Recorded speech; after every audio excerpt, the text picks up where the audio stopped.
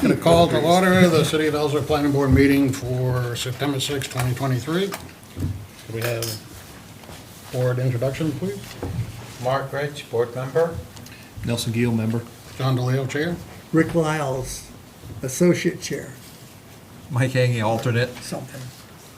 Patrick Lyons, member, maybe. Full member to be. Member yet to be anointed. Yeah, to be determined. And staff introductions, please. Matt Williams, City Planner. Lori Roberts, Code Enforcement Officer. Thomas Cameron, fire inspector. Okay, item number 2, adoption of the meetings from the August 2nd, 2023 regular meeting and August 14th, 2023 workshop. You want a motion for each of them, or one motion that covers both of them? I want to cover both. Motion to approve the meeting minutes from August 2nd and August 14th. Second. Any additions or deletions that anybody's aware of? Okay, all in favor? Moving right along. Speaking of minutes, are you taking minutes, Matt? I'm taking brief minutes, and the recording will serve as Elizabeth's source for when she types them up. Well, I guess it should be pointed out that, I guess technically Patrick is still an alternate, but for this meeting, he's voting. True statement. Discussion and action to accept the resignation of planning board member Molly Friedland.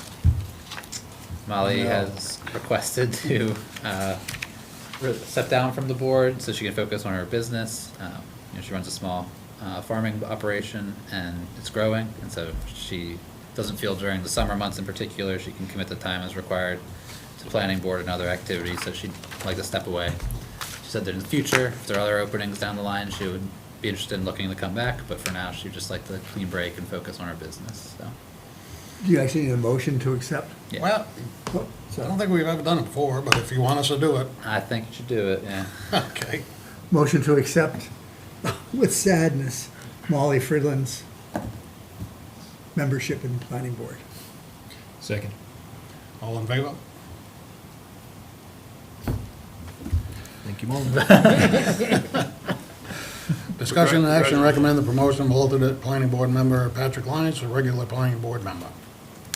Patrick has selflessly volunteered to take on the role as a full member, and I hope you'll accept his offer. Patrick, what special things do you bring to the board? My good cheer and disposition, nothing else. An incredible wit? No. No? Okay. Quick, make a motion before he changes his Oh, mind. yeah, I move that we recommend the promotion of alternative planning board member Patrick Lyons to regular planning board member. Second. All in favor? He can't vote for himself. Sure you can. You can vote for yourself. I think that's President can vote for themselves, right? They always show it on TV. It was shown on TV. Item number 5, preliminary plan review of a major subdivision titled 59 Franklin for applicant Corey Weigland, Weegend? screwed that up, and owner 59 Franklin LLC. The proposal is to convert the existing restaurant into 4 residential units and demolish the adjacent existing structure which houses 4 commercial units. The subject property is approximately 0.27 acre lot located at 59 Franklin Street, tax map 134, lot 33 in the downtown zoning district. Is there someone here representing 59 Franklin LLC? Myself, Corey? Now, before we proceed, I mean, this is listed as a major subdivision. And, But- within our chapter 28, which is our subdivision ordinance, there seem to be conflicting definitions on when something's a major subdivision or just a subdivision of a new or existing structure. And, this is in particular an existing structure that's now being subdivided into, I guess, there's already 2 existing units, and then there's 3 more being added. But the way that this is all worded, it kind of makes me feel like that this is any subdivision of a new or existing structure is its own thing, and it gives the board the flexibility to determine what from major or minor subdivision lists are required for that specific project. And so that's how we've been moving forward with it, and that's how we've done it for other projects in the past that were structure subdivisions. So you determined it was a major subdivision? I think originally we did, but we didn't look over the plans yet, really. so. Okay, so we can still, I think you can vote to amend the agenda to change it to a subdivision or newer existing structure. and could you outline the differences in the review or the rigor of the review or what's required? I mean, so yeah, so like, if this were a whole new structure, it would make sense to follow pretty much everything that comes with a major subdivision, because you're putting something there that wasn't there before. And so it's, the full, fresh, survey. It would be a whole stormwater plan, a traffic analysis, like, all of these major studies that are done for major projects, as opposed to when it's an existing structure, the lot isn't changing significantly. There's already like stormwater infrastructure to guide that, that portion of it.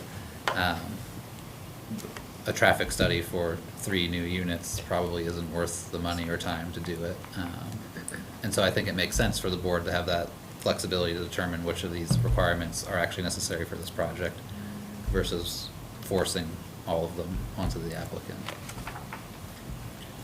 I wasn't worried too much about, doing a lot of the extra stuff that if, we were working from a blank slate with, like stormwater, stuff like that. My biggest concern was that we're converting a commercial building into residential. We're having a pretty big change of use. And whether the review under subdivision and new existing structures, there's not much criteria. Minor or major, there's quite a few, but in the past, we've always, like stormwater, we could go to waiver and stuff like that. I'm just worried about a lackadaisical review.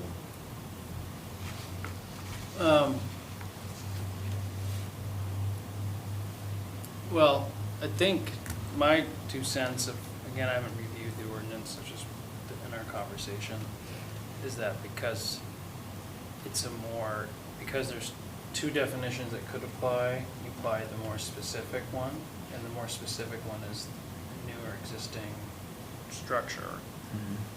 So I think that's what, my 2 cents is that that's what the board should apply. And if we think there's any, we do have, even in that, I believe we have some flexibility to, if we think there's something that's missing in those standards that would be relevant here, we could request that from the applicant. So I guess what I think you're saying, John, is you're like, let's go big and trim to what we need. I'm saying let's go smaller and add what we need. And, but I think mine's based on kind of the pretty standard ordinance interpretation, that's set out in Maine law. So that's my 2 cents for the board. I'm curious on the point of stormwater specifically, and I don't know, Lori, if you might have any insight here about performance. In other words, are there any issues? Oftentimes on the backside of that hill, we hear about issues with runoff and stormwater, like every time there's a project on the backside of that hill. So are there any performance concerns with the stormwater runoff as it's currently architected? Anything that we wouldn't want to perpetuate into the future, or nothing like that? I have not heard of any problems with stormwater, even on the back of that hill.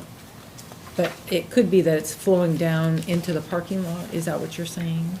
Yeah, I'm just curious if there are any current or legacy issues that are kind of a headache for the folks over there now, and this would be an opportunity to talk about them and think about them, or if that is not a topic and Not that that's I'm not an aware issue, of. then Not that I'm aware of. okay. But I Thank could ask Highway or Public Works to see if they have any problems, because that's, a lot of this parking lot is ours, the city's parking lot, you. Okay. to see if there's any problems that they know that are created by that.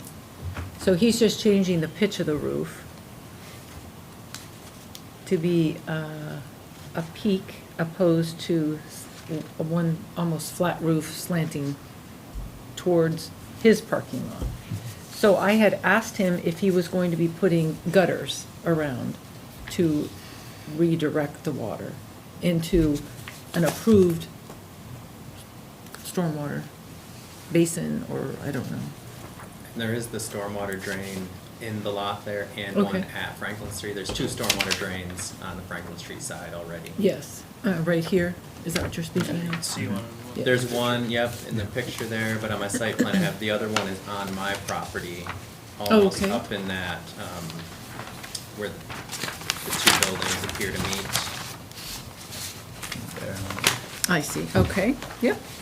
So we would redirect it to yours, and then it would go down to ours, I'm sure, I underground. believe somebody along the way had confirmed that they were interconnected. Okay, That they're both city stormwater drains. okay.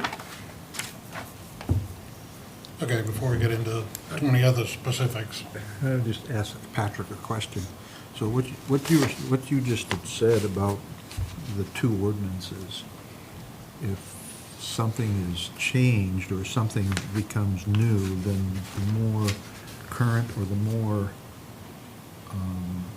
how would you say, appropriate definition should apply? More specific. The more specific. Tailored, right? So the 2 definitions we're talking about is, one is for, correct me if I'm wrong, Matt, one's just for like major subdivision, and one is for new or, like you said. Subdivision of a new or existing structure. Yeah, so so I think about it as a major subdivision can include a lot of different types of because subdivisions can be divisions of parcels of land. Mhm. It also includes the creation of dwelling units or the division of dwelling units. So like, that's the broader definition of subdivision. Within that,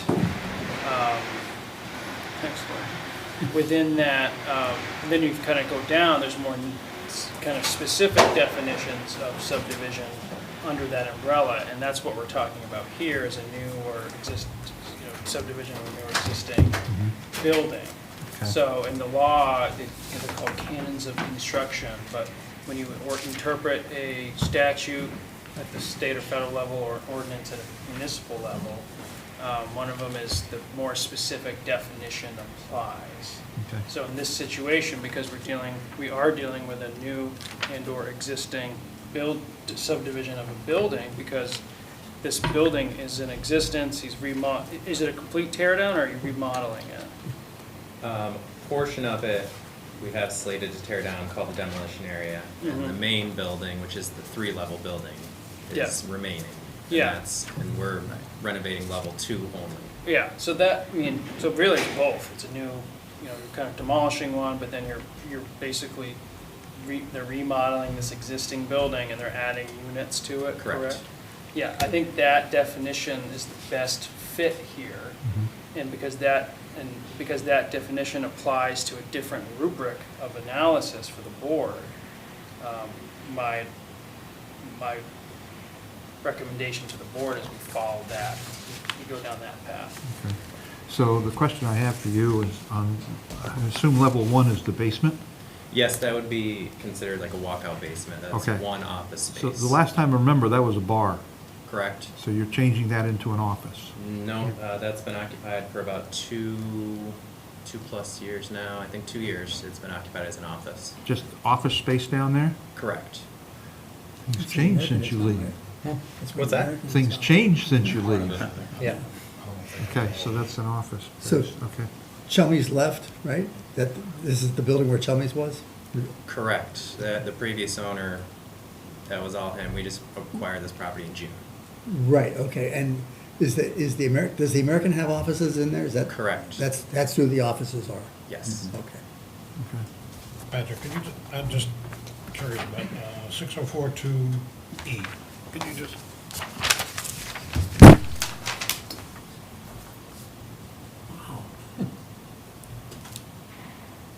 I know what he handed you, Patrick. The definition of a major subdivision is different in chapter 56 than it is in the subdivision ordinance. And so this isn't even a major subdivision in chapter 56. Okay. Because the definition of subdivision in chapter 56 only includes lots, it doesn't even include dwelling units. Really? Yeah.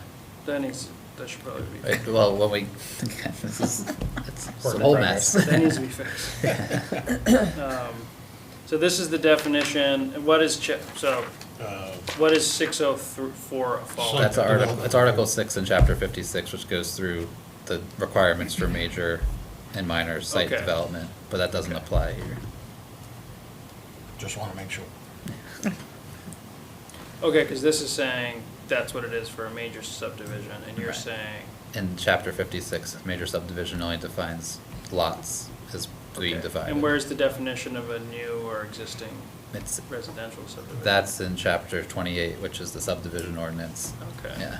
Yeah, it's just, yeah, this is a cluster. And so- Yeah. Is that But- a technical term? That's a is it? technical That's term. a legal term. Yeah. But, yes, but even knowing all that, that's still the most specific Okay. application of, in this issue. Okay. So I would say that's what you apply. Sorry for the delay, Corey. Just want to make sure we do Cutting, it right. cutting to the quick here, what should the motion say once we get to, is it a preliminary plan review of a major subdivision then, or is it something else? You could vote to amend the agenda to say preliminary plan review of a subdivision of a new existing structure. A what? Subdivision of a newer existing structure.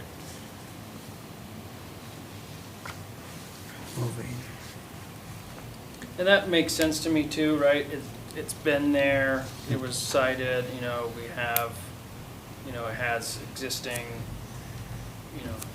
stormwater. There's no increase in impervious surface is what I can tell, but rather going from a structure to just the demolition area is gonna be a parking area. No, that's just gonna be left. It'll end Parti- up being about a foot higher than the parking lot. Okay, so then that also will help with stormwater, right? So if there's a grade, it will push it into. And what will be in, what will be on the, and when the building goes away, what is there? Hold on, I think. Why don't we let Oh, him sorry. get to it? Jeez. You guys can talk for half an hour, but as soon as I ask a question. You're right. I am happy to make a motion if we're settled on the language. A second. Well, we gotta ask questions first, though, right? Okay, but I think you just wanted to make a motion to amend the. Oh, I see. feel like we should Gotcha, get, we okay. should get the agenda items squared away. Okay. And then I was probably premature in getting into stormwater, and then we'll dive in. Okay. Okay. I move that we amend the title of agenda item number 5 to be a preliminary plan review of a subdivision of a new or existing structure entitled 59 Franklin for applicant Corey Wiegland and owner 59 Franklin LLC. The proposal to convert an existing restaurant into 4 residential units and demolish the adjacent existing structure which houses 4 commercial units. The subject property is an approximately .27 acre lot located at number 59 Franklin Street, tax map 134, lot 33, in the downtown zoning district. And say again what you said after major subdivision of a major, say that, just. Preliminary plan review of Yeah. a subdivision of a new So or you took it- you existing dropped out structure. major. Yes. Okay. Is there a second? Sure. Oh, sorry. Okay, all in favor? We can still vote against you, No, we already did that. Too late. Okay, Corey, the floor is yours. If you want it. Okay, do you just want me to answer the questions that were coming? No, not, Could you take Tell us- 5 minutes and just introduce the tell us- project? Yep. So 59 Franklin Street is a 3-level structure consisting of 9,201 square feet of enclosed space, so not including decks, patios, walkways. The north side is level 1, a walkout basement consisting of 1 office space, approximately 2,400 square feet. Level 2 on the south side opens to Franklin Street. Mostly has been used as a restaurant in recent years. And the level 2 demolition area is a wooden structure which has significant foundation issues. There are 4 commercial spaces in that building. And level 3 is currently 2 one-bedroom apartments. And this application pertains specifically to converting level 2, what is or was a restaurant historically, into 4 dwelling units. So I can return the floor to any questions. So for the area that's being demolished? Correct. You said it will be, or do you have any plans to potentially build there? So originally, our plans were to build on the site. About 3 weeks ago, we had noticed the restaurant was vacating, so that was about 5 days before a meeting the criteria to submit our plan, so we kind of switched gears to convert that space, because I know before the current restaurant that was there, it was vacant for possibly up to 7 years. In our opinion, it's not a great location for a restaurant, being on the side street. It doesn't have a lot of foot traffic, so, and even the tenant there mentioned she'd always been looking to hit the main street, which is where she's going now. So she's been there, I believe, almost 3 years, and she said, you know, not having that foot traffic, she's having a lot of missed opportunities. So being that she was vacating, we decided it's a better opportunity to renovate the entire building, you know, kind of beautify the dilapidated area. If you've driven by, it looks pretty desperate in that area, that building specifically. And then we do have other plans eventually to build on the site, yes. Okay, and then, so, this is the downtown district, this is kind of a question for Matt or anyone. The lot, so the area where these existing structures are that you're gonna tear down, what is this a non-conforming lot? No, at downtown, I don't think there's a minimum lot size. Right, and then, so, I just wanna make sure that if you take down a building and you don't do anything for a year, you don't lose the right to maintain a non-conforming structure there, in essence, making it non-buildable, because it's downtown, that's not a concern, they'd still be able to Yeah, build in that area? there would be nothing that would make that non-conforming Okay, as it My exists. understanding, our ability to build is mostly based upon providing parking, yeah, okay, so, all right, I just wanted to confirm. is the biggest restricting factor. Yeah. So you're reserving the right to build something there down the road, potentially? Essentially, yes. Okay. I'm always in favor of housing, so that sounds good. Are the 2 dwelling units still occupied? One of them was just vacated at the end of August, and the other one is planned to be vacated sometime by the end of September. Okay. So are those gonna be renovated? No, that is not part of this plan.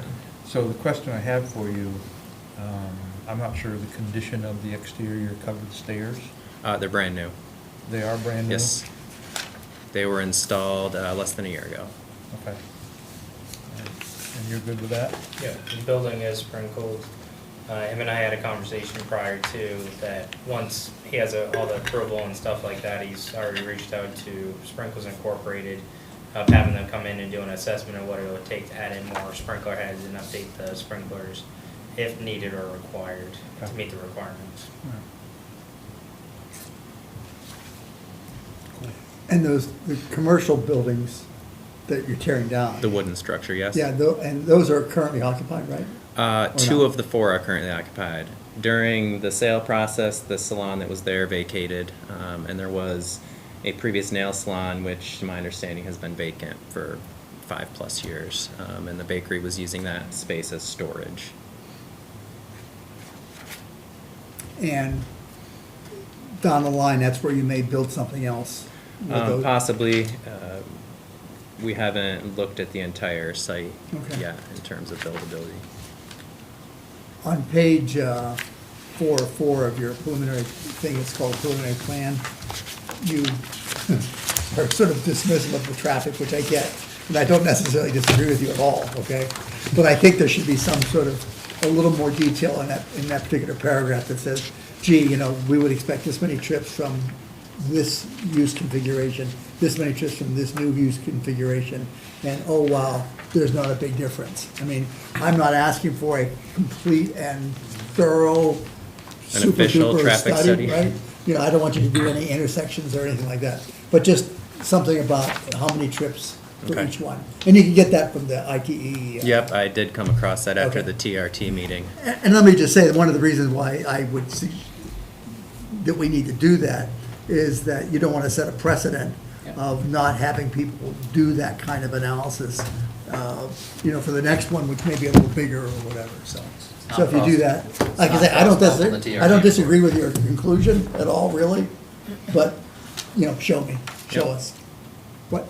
I said it's not crossed off on the TRT report, so we're. Oh, you're just all over this. I'm so impressed that you've learned so much. Well, in so he little knows time. you'd be all over it, so when it comes to traffic, he's gotta be extra careful. Well, we all have a niche. I like the drawing, cute, Thank you. Cute. cute. That wasn't the only thing I had. So I have the lower lot being used for snow storage, is that by the city, because it's city? Right. So it's just so, again, to make him aware that our parking spaces and the space of the city owns is used for snow storage, so he has to be aware of that. The conversation was actually the city was using our land as snow storage. The picture of the snow in that photo I have is actually our, the additional lot. We own 2 lots here. The second lot is not a subject to this, though. Right. So we're not gonna do that anymore. I'm sorry, what was that? We're not gonna do that anymore.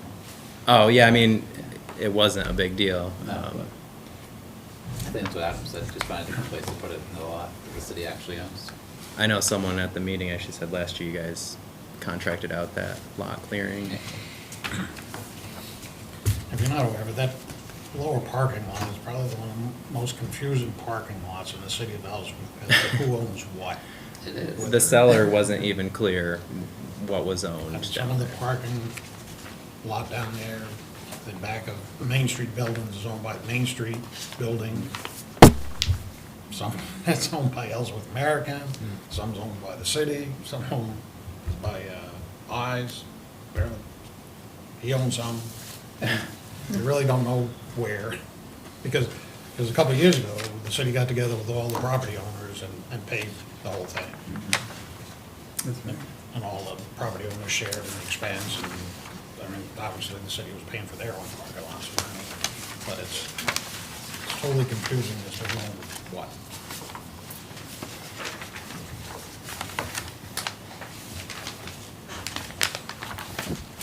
You have more tabs, or is that, Oh, no, that's this right. is this ordinance, whatever you call this thing. No, I'm done, I'm tabbed out. Okay. Staff have any additional questions or concerns that we haven't addressed? Did you want to give an update on the ADA, because I think on the TRT report, we say that it's required, but. Yes. The comment 180 required and compliant parking.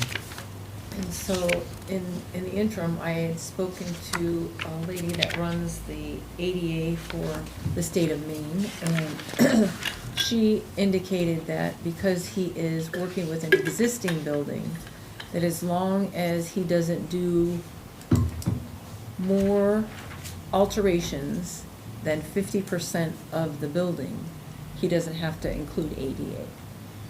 So, he's not. He's way under the 50% when you add the entire structures.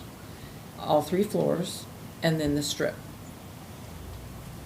So, he doesn't have to perform ADA, but if he were to go forward with his other proposal of building 4 more apartments where the commercial spaces are, then he would do ADA.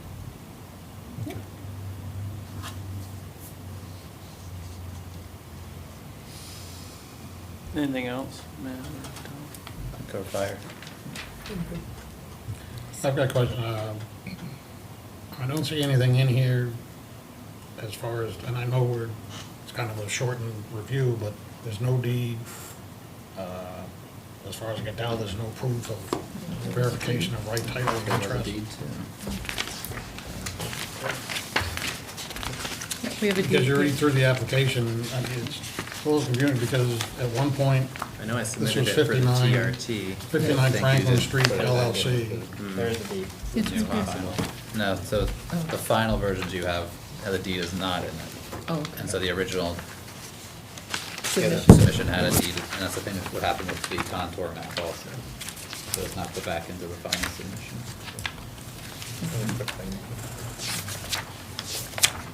Where was the deed? It was in the original submission, but the newer post-TRT submission had dropped off.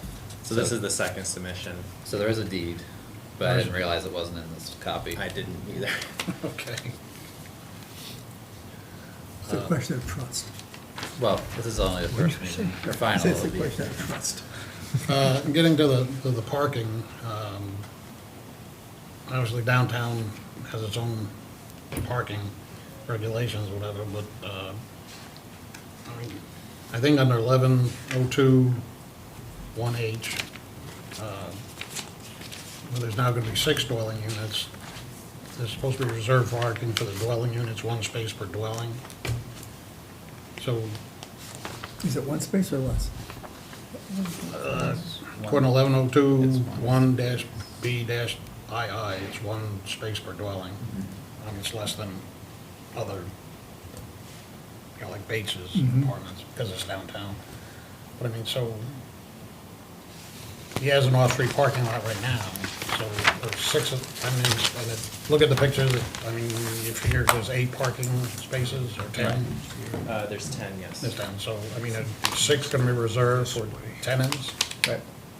Now, it's not before us, but looking down the future, you know, he's mentioned about maybe doing something with where the building's gonna be torn down. You know, I guess this is more for you, but, I mean, are the tenants then gonna be, you know, if you build a commercial building there, you know, is that gonna drive the tenants out of their parking places to try and find I parking? think I mean, again, we don't know what the proposal is yet, Right. but the plan is to be additional dwelling units in that, where he's tearing down where the demolition area is. So it'd be 4 more dwelling units to make 1 dwelling unit per space for all 6. That'll be board, dwelling units versus commercial. Yeah, And that would perhaps be a topic for a discussion when they come forward with that proposal. Yeah, yeah, I'm just throwing it out that, Yeah. I mean, right now, there should be 6 parking places, because it has off-street parking reserved for the tenants. right.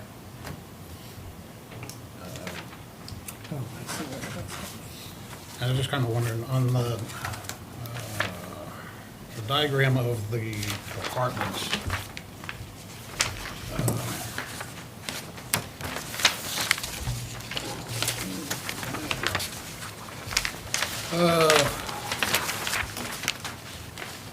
you show, I mean, on the, where you're gonna remodel it into the 4 units, I mean, it shows two of the units, you know, where the bedroom, living room area, kitchen, bath, and then you can kind of get down into the other 2, and you have a bedroom, bath, and then the 4th one is just kind of an open space. I mean, Yep, it can so be the- configured pretty much the same. The 3 units are identical, and that one front unit, Lori and I were discussing accessibility requirements, so we just left that as an open space because we weren't sure what our requirements were. In fact, through the discussions, it was just resolved yesterday. So that space for final will be laid out. Yeah, because I was a little confused with that also, when I was Yeah. trying to look at that. I mean, one other question I had, on page 2 of the application, under development information, it says estimated cost of the proposed development is about $185,000. In the letter from Franklin Savings Bank, it references the financing package provided by Franklin Savings Bank includes the finance of the acquisition of the property, and as of this writing, includes $937,600 in construction funds available. Correct. I guess my question is the estimated cost of development 185 or The something? proposal that we submitted for appraisal purposes and what our loan is based on, it was a one-time closing to acquire the property and a construction loan all in one. And that included the future work we were talking about, tearing down and rebuilding a building along with renovations. So right now, this is just considering the renovation of the existing building, not anything new. That loan package includes the future work that's been brought up here. Oh, okay.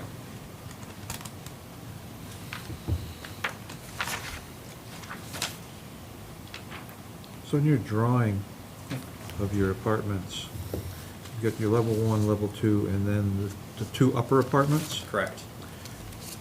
You have, I see the one apartment exits into that covered stairway. Yes. The other one shows exiting out the back. There's a rooftop deck there. And You it walk goes- out onto the roof. That's it? There's a rooftop deck, yes. And you don't go anywhere other than the rooftop deck? You exit down that covered staircase. Okay, so when you get ready to show this on the final, can you show that exiting? Yep. Because exiting onto a rooftop deck alone is not acceptable as far as I'm concerned. So you have to have the walkway to that covered deck, or that covered exterior stair, correct? There is a deck walkway there. Okay. To the stair. Yeah, there's a walkway, that whole back portion from the staircase enters onto that rooftop deck. Okay. I need to see that, Yep. okay? Parachute. Go for it. And there's currently a garage under, is that Yes. correct? And Yes. that remains. Correct. Does that count towards the parking requirements? Or, This Could it? project as it stands, I believe, is exempt from the parking requirements because we're not expanding the building. He's just not using the garage spaces for this project. What's so- that? He's not using the garage spaces for this project, so, I mean, he could not use them as parking spaces in the future. He could do what he wants with them, but Okay. he's provided the adequate parking. all I'm saying though, is there seems to be currently at least, a lot of spaces for, a lot of parking spaces if you include the garage. That whole back area is strictly, I believe, for garage access. If you parked in front of them, you wouldn't be able to access those garage bays.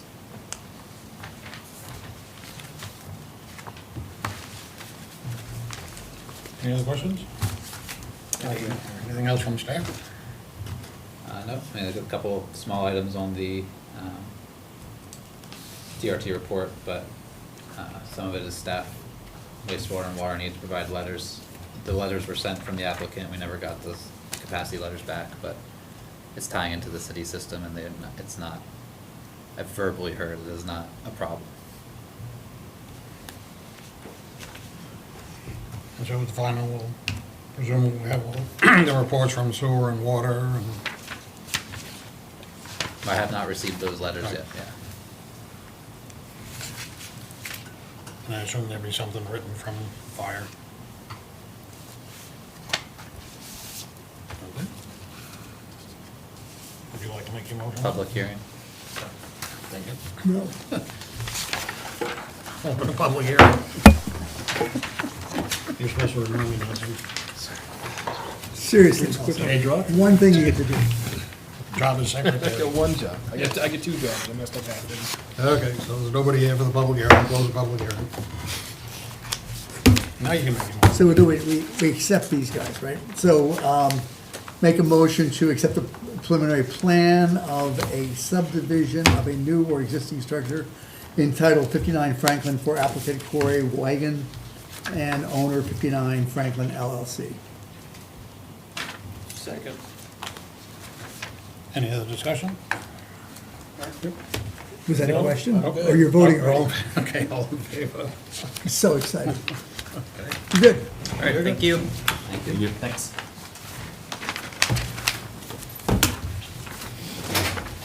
Right. Time for the real exciting stuff. Is that why everyone's leaving? Where's everybody going? They're so excited they have to leave the room. It's just overwhelming. Well, maybe, before we get to Quitters. item 6, just wonder, I mean, based on this development and one just recently on Upper Main Street that removed an office building and converted it into short-term rental. I mean, is this, I'm just, where we're getting into the comprehensive plan, I mean, we're now taking 2 buildings. The difference on Main Street. the difference from the one on Main Street is those are not dwelling units. Well, a short-term rental, but I mean, I'm just looking at, you know, does Main Street, does the city want to exert more control over what happens on Main Street? You know, I mean, housing is great, I mean, but, you know, if people keep closing commercial storefronts and convert them to apartments, you know, what does that do to the Main Street?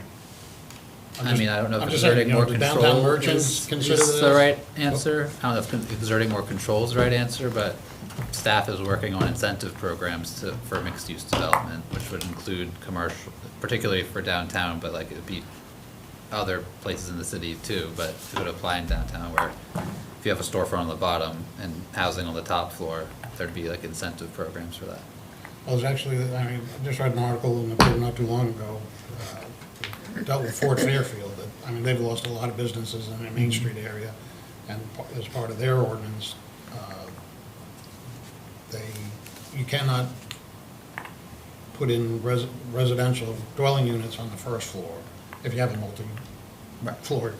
You know, first floor's gotta be business, and then second and third floor, whatever, can be Right. dwelling units. It's a similar But- idea, just instead of us making an ordinance telling you can't do that, you just incentivize one version instead of the other, and then see how it goes.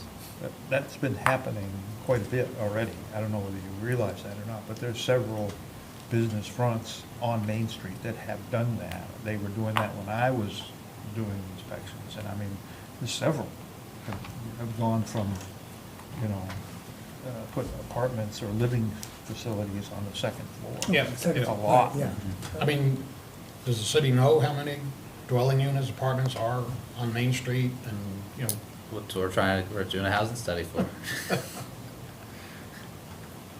it was just, Well, it's an interesting time, right, because that's a really good point, John, you know, what ties in the comprehensive plan and talking about what do we envision for Ellsworth, but there's been such a huge shift, you know, away from commercial and office buildings since, you know, now that like work from home and, you know, online retail is so much bigger, and there's a need for housing, so, right, so in some instances, it makes sense to switch from commercial to residential.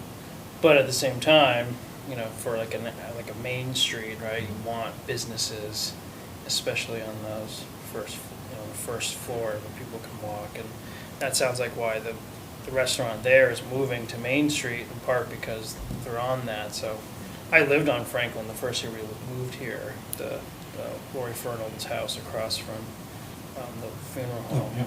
And it's great, but you know, so like Franklin is not on the beaten path though, right? So maybe, you know, here, to me, it makes sense to have that.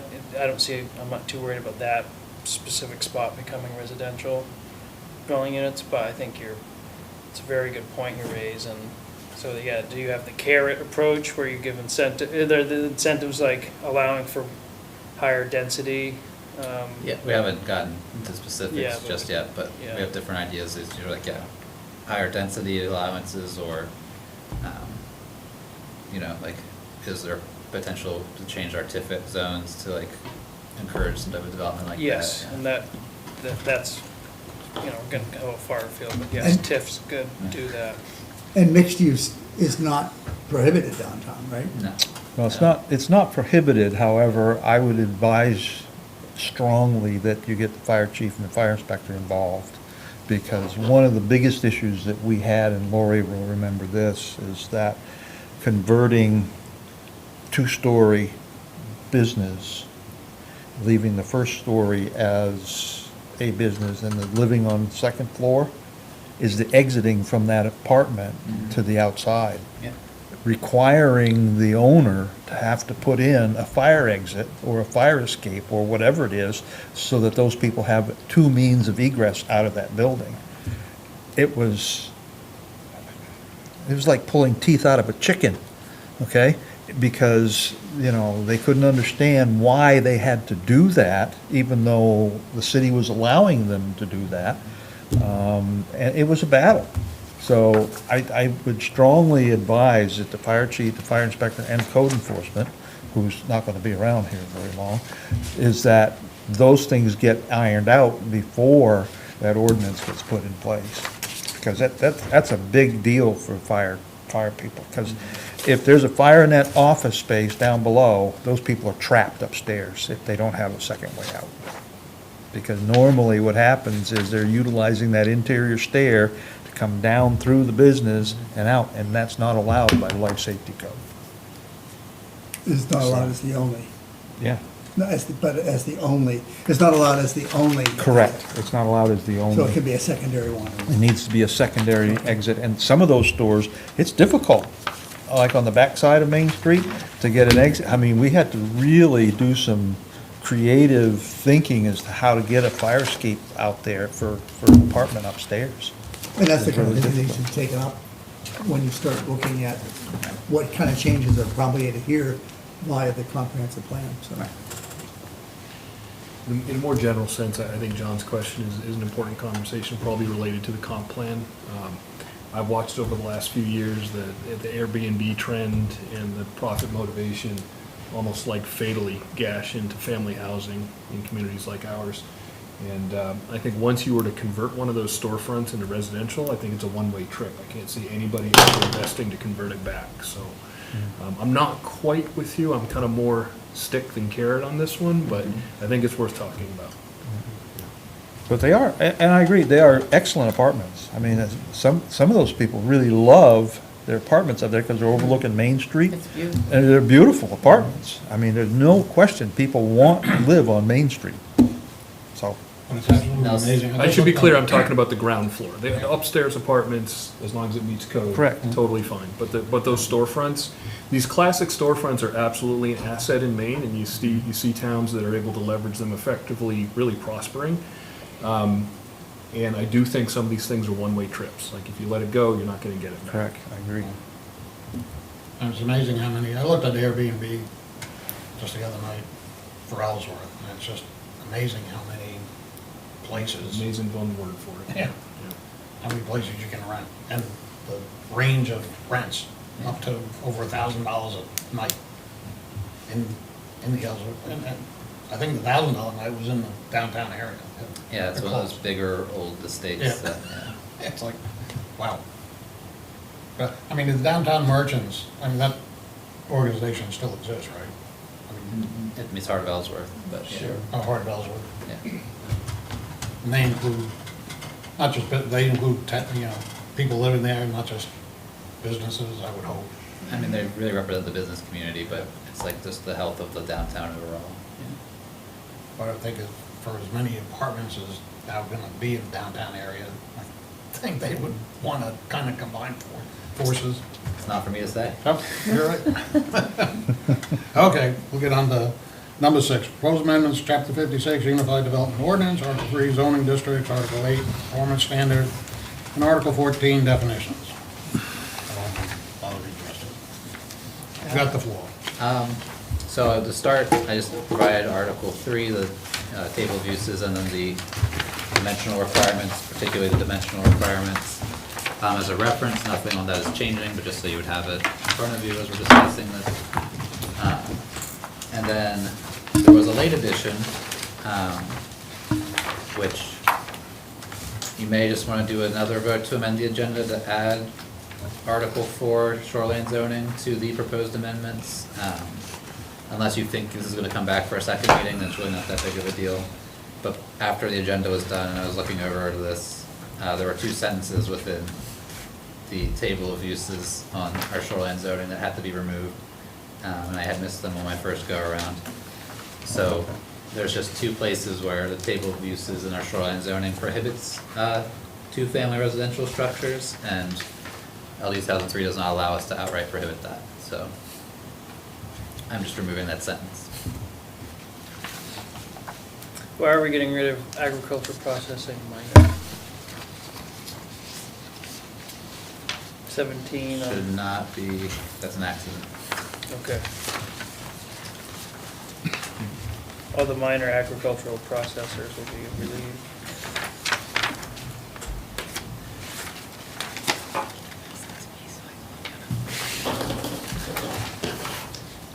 So besides shoreline aside was those 2 sentences. The major changes are, as we kind of went over at the workshop, but for those of you who weren't there, are gonna be within Article 8, then Article 14,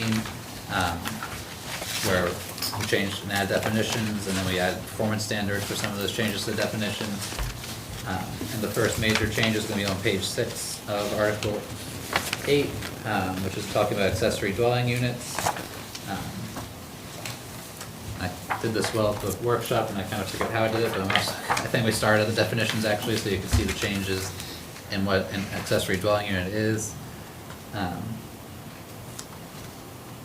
so, so prior to these changes, an accessory dwelling unit was a separate residential unit, but not a mobile home, which is located within a single-family dwelling unit or in a detached building and is clearly subordinate to the primary use. Now it's been changed to say accessory dwelling unit is a separate residential dwelling unit I took out, but not a mobile home. So I don't think we wanted to necessarily restrict a mobile home. Where are you reading, I'm sorry? 851. It's the definition of accessory Oh. dwelling in Article 14, sorry, to. Oh, yeah, okay. Bottom of page 6. All right, I'm good, thank you. Or no, I'm not on that one anymore. No. I'm just reading, well, you can stay there, I'm just gonna read you what the definition is if you want. Oh, okay. Um, But it's a separate residential dwelling unit, and I crossed out but not a mobile home, because I thought a mobile home could be an accessory dwelling unit. If you guys have objections to that, we can talk about it, but I didn't see any reason. No, why. and you risk running afoul of the Maine Mobile Home Manufactured Housing Act. Oh, well. Yeah, because there's certain limitations there that you can't limit. I got lost again. Right. Where the hell are you? Manufactured housing. Right, I know it's Certain- stuff for zoning, but I didn't know if it was I'm not applied to sure. accessory uses too or not. What number Yeah, literally about are you this. reading from here? I'm reading the definition of accessory dwelling unit in Article 14. In Article, Article 14.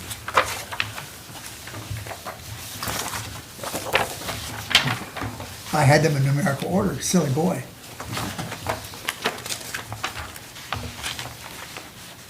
Okay, so Article 14 where? I'm just.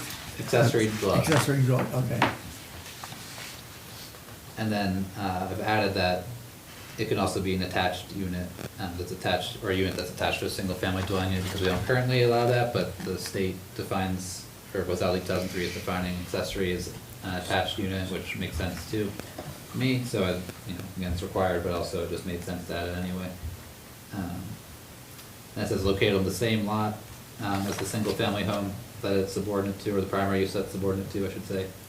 Then accessory dwelling units shall have a minimum size of 190 square feet, which is a new requirement by the state. And the existing Ellsworth requirement was that shall not exceed 50% of the square footage of the primary dwelling unit. Now, during our workshop, Patrick had mentioned that maybe it's worth discussing whether that 50% requirement should be increased to a larger amount. And so, again, this is what we're here to Okay, do so tonight. backing up one, you say that, but a mobile home would be okay then, the way it's written now? I mean, the way you've changed it? Mhm. Okay, so we want that, you're saying? I don't see a reason not to allow Okay, it. and the same would go for tiny houses? Yeah, Do they need to be mentioned explicitly? probably not here. 190 square feet. Right, a definition, so we added a definition of tiny home also, which falls under which would fall under the definition of an accessory dwelling unit based on the size. So as long as you do that, you meet those requirements, then a tiny home can be an accessory dwelling unit. Okay. And why did we get to the 50% square footage of the primary unit? That's what's existed in the ordinance already.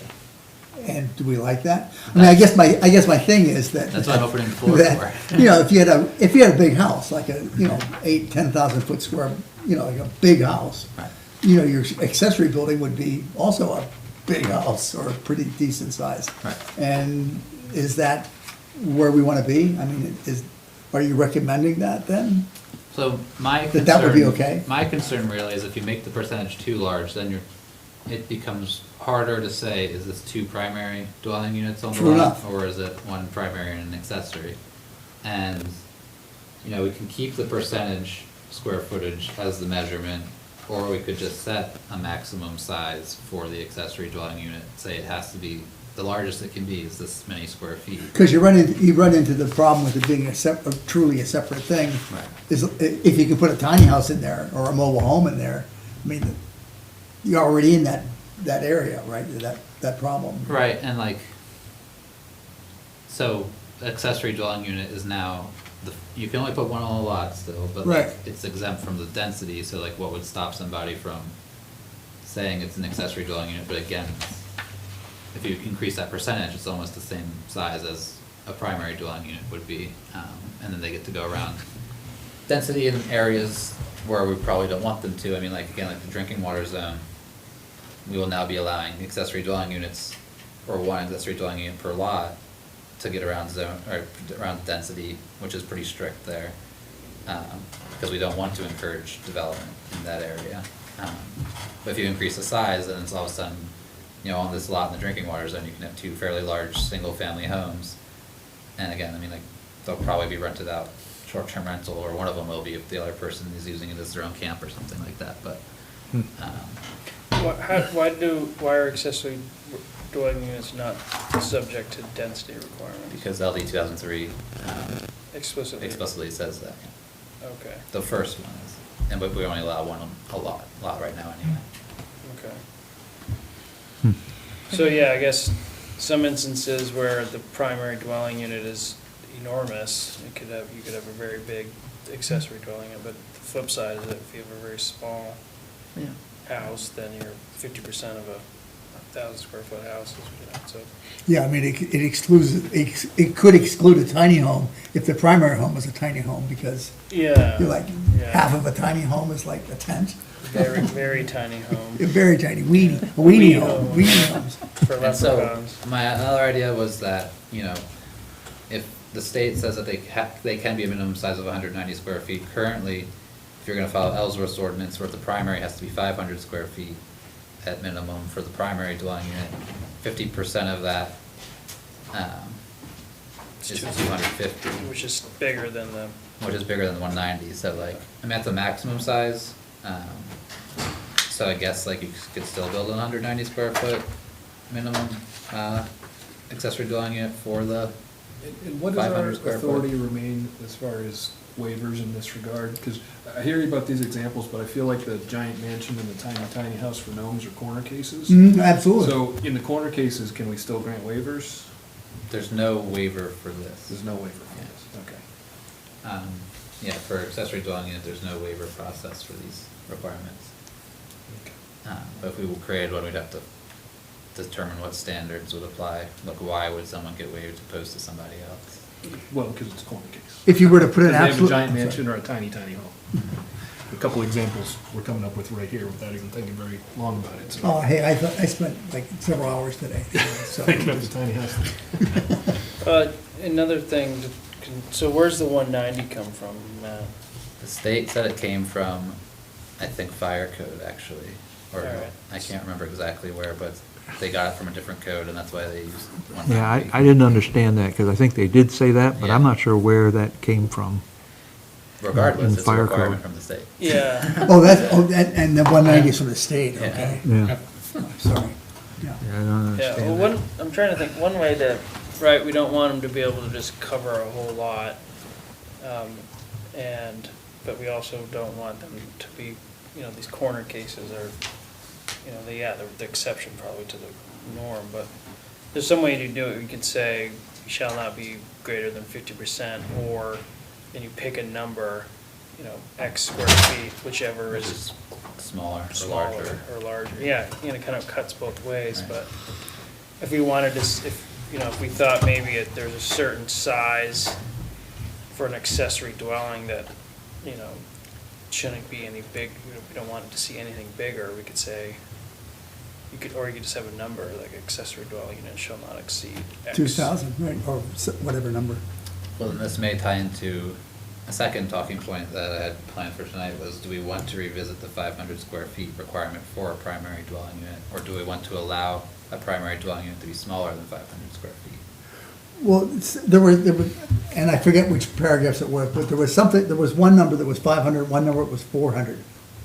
Tiny homes, so by the state definition, tiny homes have to be, can be 400 square feet. So we have to allow them under the 400 square feet, which is So they also- can be as small as 400, is that what you're saying? I think that to be a maximum of 400 square feet.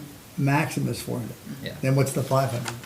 Well, that's this is why it's a Oh, talking that's yours, point. okay. Our definition. So would it be nice if those were the same number? It could be, yeah. If you want to go smaller than 400, you could technically, but if you want to decide what the minimum square footage for a dwelling unit should be, I think it should be smaller than 500. I think 400 makes sense because then everything kind of does tie together pretty well. I was gonna say, what if I come to you with a plan for a 450 square foot house, right? I'm just boned. So- Right now, it's like, add 50 more. So I mean, it does make some amount of logical sense to have them two back to back. Lori, does the building code address this as far as square footage? For tiny homes? Yeah. Yes, there's an appendix to our building code, and it's a maximum of 400 square feet. 400 square feet, so that's basically, And they have to be built on a chassis or built with their recommendations for this tiny home, stick-built, so. How many square feet is the tiny home on top of McGowan's Hill? I think that's about, 200? I can't remember exactly. They're building another You one. mean the one that sits way back there? Yeah, and that actually has, it's an Airbnb for us, but it has 2 loft areas, 2 sleeping areas, and, That's beautiful. you know, nowadays, people can be living that full-time. I mean, not right now, Yeah. but that's the trend. I think it makes sense to square the minimum size to the tiny home size. Maximum tiny home size. Max, so 400. And then as far as this question of do we want to limit it to 50%? But that number is just kind of picked out of thin air, right? I have no idea what the origin of that was. Yeah. The challenge, I think, there, and what's unfortunate, I guess, is the unwaverable nature, because I don't think there's a right number, right? Like, it depends on the lot, depends on the house, depends on all kinds of subjective factors. There isn't gonna be a right number. It's 40% here, it's 70% here, based on the spirit of what you're trying to achieve. That's where I'm hung up on this thing, is there's no way to just make a judgment call in the moment if it is a corner case. And we can't say nothing because someone could take advantage of that. Absolutely. Right, you wanna have a maximum size for Yeah. an accessory dwelling unit. Yeah, but then but on some lots, a maximum size of 1750, just say that would be the rest of the lot. Right. Whereas other lots, it would be, And then again, it's, density won't apply to the accessory dwelling unit, but that doesn't mean other dimensional requirements won't. So you still have to meet your side setbacks and yeah, okay. everything like that. Yeah, my 2 cents is we pick a number, not a percentage, like a square footage. As like, I agree with you there. an accessory dwelling unit can't be any bigger than X. Well, is the Yeah, we have 50% a separate- figure a state figure, like the No. 190 square feet is? I don't Yeah. think so. You Matt, have we're to not, allow- I don't know where that came from in the It's state. shoreline I have no clue. Oh, the 2 people that were here wasn't really sure. yeah, we're not, Yeah. the 50%, we're not bound by that, right? We could change that number. Yeah, no, that's just what it is now, so we Yeah. can include that in Oh, our. that's not a state No. mandate, okay. Yeah. I like the number instead of a percentage. I think the number is cleaner. Yeah. I can do research on that, or we can talk about it now. I would think that's worth doing a little bit of research rather than just pulling a number out of thin air, right? I agree. And I think maybe there's a way to say a number or, Yeah, 50% of the lot, whichever is less, because that way you can't ever get bigger than 1,500 square feet, but if the primary house is 1,500 square, or it's 1,000 square feet, you'd be allowing for, or you could say a number so long as it's not, sorry, thinking out loud. You could say accessory dwelling unit cannot be any larger than the primary dwelling unit and cannot exceed greater than 1,500 square feet regardless, something like that. I'm just kind of Yeah, making. because you have language in there that says something about the accessory use has to be subservient or Some- Yeah, something. it says, there's a term in there. So, I mean, it's hard to argue that the accessory can be bigger than Yeah, the so I think the it at mother. least has to be, can't be any bigger, or it has to be smaller, so you could have if you have a 1,500 square foot house, your accessory dwelling unit could be 1,499. And someone will build one just like that. Yeah, then that's fine, but if you have a, 500, foot square house, I guess. Is there, 499, yeah. square foot. Would there be other towns that we could check to see what they have done? they probably have drafts, yeah, that I Yeah. can look over, I've been using them, Yeah. drafts from other places too. Yeah, But it's just different for every community. yeah. Now, with the addition of the, whatever the accessory dwelling unit is, doesn't part of the state say you have no control over lot density? Isn't that part of it that, Well, yeah, right, so if we didn't allow, we already limited it to 1 accessory dwelling unit, so that means in Ellsworth, you could get that 1 accessory dwelling unit free, like density is ignored. But that, like other dimensional requirements, besides minimum lot size would apply. just so long as they fit it in the setbacks. Yeah, Lot coverage, if everyone's shoreline. or lot coverage, yeah. But that's just in shoreline, lot coverage. We have one zone that also has a lot coverage. Commercial. Commercial, but single-family homes aren't allowed there. Mhm. And our accessory dwelling unit definition, I think it has to be constructed on a lot with a single-family home. Here's the language I was thinking of, and I'm curious what the board thinks about this language. A separate residential dwelling unit, which is, with Matt's edits, which is located within or attached to a single-family dwelling unit, or in a detached building, and this is the language, and is clearly subordinate to the primary use. I'm sure there's an actual legal term for this, but my thought is, who says? Clearly subordinate, what does that mean? Smaller. In my That's the only thing I opinion- can possibly come up with. I think that's ambiguous to me. Oh, yeah, absolutely. And it can be insubordinate. But no, that's hard. I Well, mean, you those know- kind of words get you in trouble. And it's interesting because it's using subordinate to the primary use, because an accessory dwelling unit by nature has to be an accessory to a residential dwelling unit, right? Can you have an accessory dwelling unit where the primary structure and use is a commercial structure? in You use? can currently, I wasn't sure how to feel about that, so as another change. Well, but this, I mean, this is living in the paragraphs that had to do with housing, though. I mean, these definitions are nested underneath it, right? So they don't have general applicability, I wouldn't think. I mean, they're applicable throughout chapter 56. But,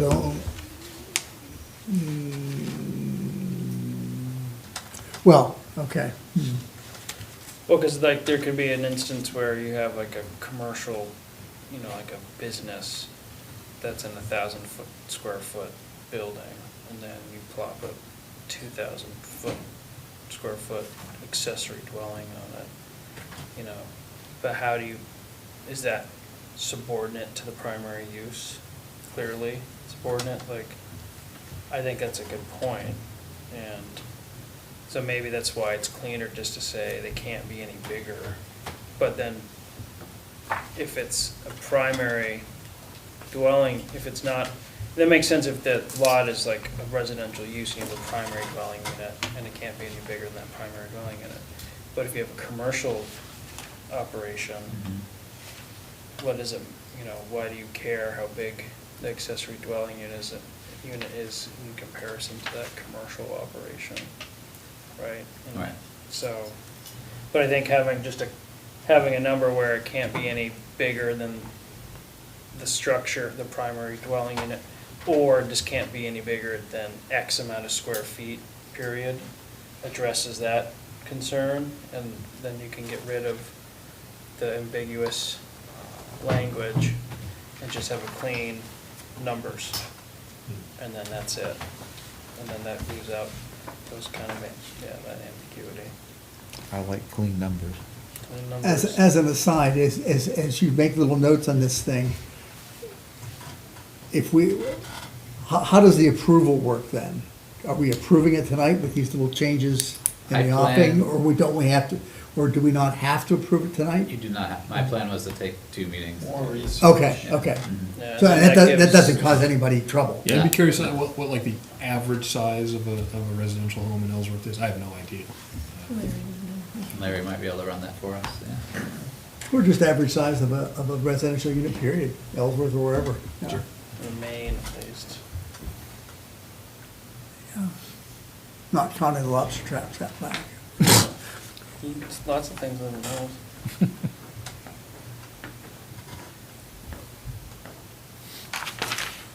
So what's next there, chief? Well, so we're gonna I'm so go, lost. now we're gonna flip to Article 8 to go through now discuss the definition. Article 8, okay, Of an accessory dwelling unit, we're gonna go to page 6, so then, and property reference. okay, Are we gonna come back to 14?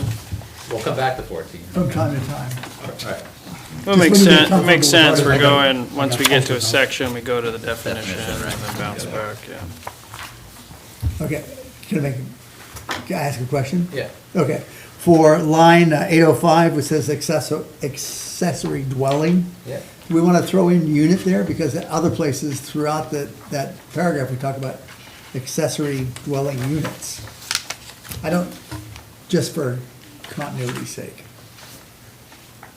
I mean, if I were to do anything, I'd probably remove the word unit where it is show up, because the definition is accessory, both dwelling and then accessory, so to keep it consistent with the definition, I would do that, but I don't know that that's a problem. Okay, well, I would like personally just to see it consistent one way or the other. Consistent, yeah. And I kinda like eliminating unit, Yeah. through, in the other ones, like, for example, in 805.6 to parent, it says, oh, I'm sorry, that's the You wrong don't one. need to go that far. 805.2 has accessories. There you go. Anyway, wherever it says unit, strike unit then.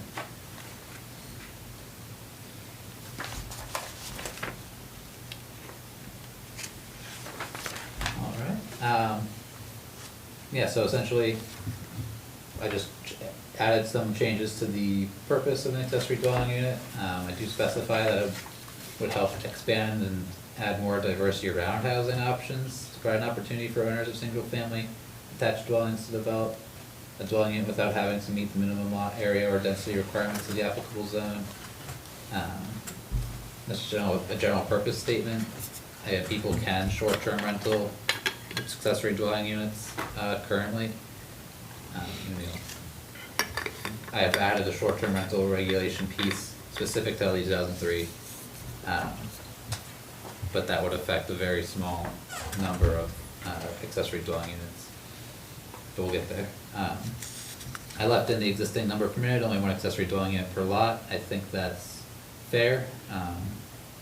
You know, the point of an accessory dwelling unit is not to fill up your lot with as much development as possible. It's to add, again, just like an option for a home or a lot owner to either provide more housing for someone they know or to rent out, provide more housing to someone they can rent to. It's not really meant to give people out in order to develop. I mean, now tiny homes are a thing, they really wouldn't need to do this, I guess, but if they're gonna make a tiny home like village, it'd be its own subdivision project and not, well, here's a single family home, now here's all these accessory dwelling units. Can I just back up a little? So we thought about striking out the accessory dwelling unit, Just the unit. but in the definitions, we have a dwelling unit. We have half a dozen definitions of dwelling something. And Yeah, I mean, again, I don't think it's a big deal either way. Okay. So I don't need to spend more time on it. Oh, please, could we? I did, because we have a definition for accessory dwelling, which defines what that is. And then if you'd like to keep the word unit, because dwelling unit is its own definition, but it's not, dwelling unit is not gonna really matter as much. Again, when Patrick was just talking about the more specific, the accessory dwelling is the more specific, and that's what would apply anyway. Because we have a primary dwelling unit definition, and there's a dwelling unit definition, and they're all different because they're layered. There's a dwelling unit umbrella, and there's a primary and an This is what accessory. happens when you have lawyers talking to each I other. was just confused, because one of my questions was, what's the difference between a dwelling unit and a dwelling unit principle? We can get onto that later. Yeah, we can. Please. And so then I just go over the size, so again, I'll do more research on the 50%, you know, what size, like a solid square footage would make more sense than the percentage would. And then I added in the minimum, 190 square feet. And then there's the types of accessory dwelling units, again, it spells out, it could be within an existing dwelling unit, it could be attached to a single-family dwelling unit, or as a new structure on a lot, or a conversion of an existing accessory structure. For the primary purpose of creating an accessory dwelling unit. And so it just lays out the three types of accessory dwellings you can have, and then the next section is the state mandated portion of this, where I go into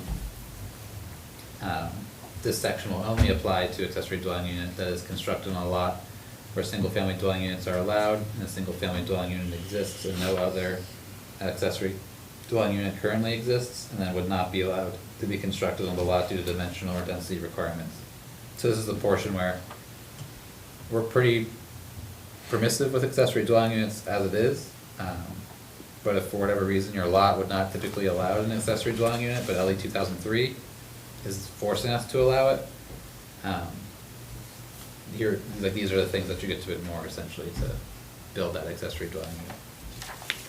So it talks about density and lot size, so again, those are the Whoa, two. stop. Yeah. On 2 I think, right, you just went past that one, right? That's why I'm. 805.62. Yep. Okay, is may the right word there? That's permissive, should it be permissive? It sounds like it, No, I mean, I guess I could put shall, but because it may not be exempt from all of these, because it may not need to be exempt, it may already, yeah, but to me, that adds vagueness. yeah, I mean, I do agree shall would be a better, more direct term.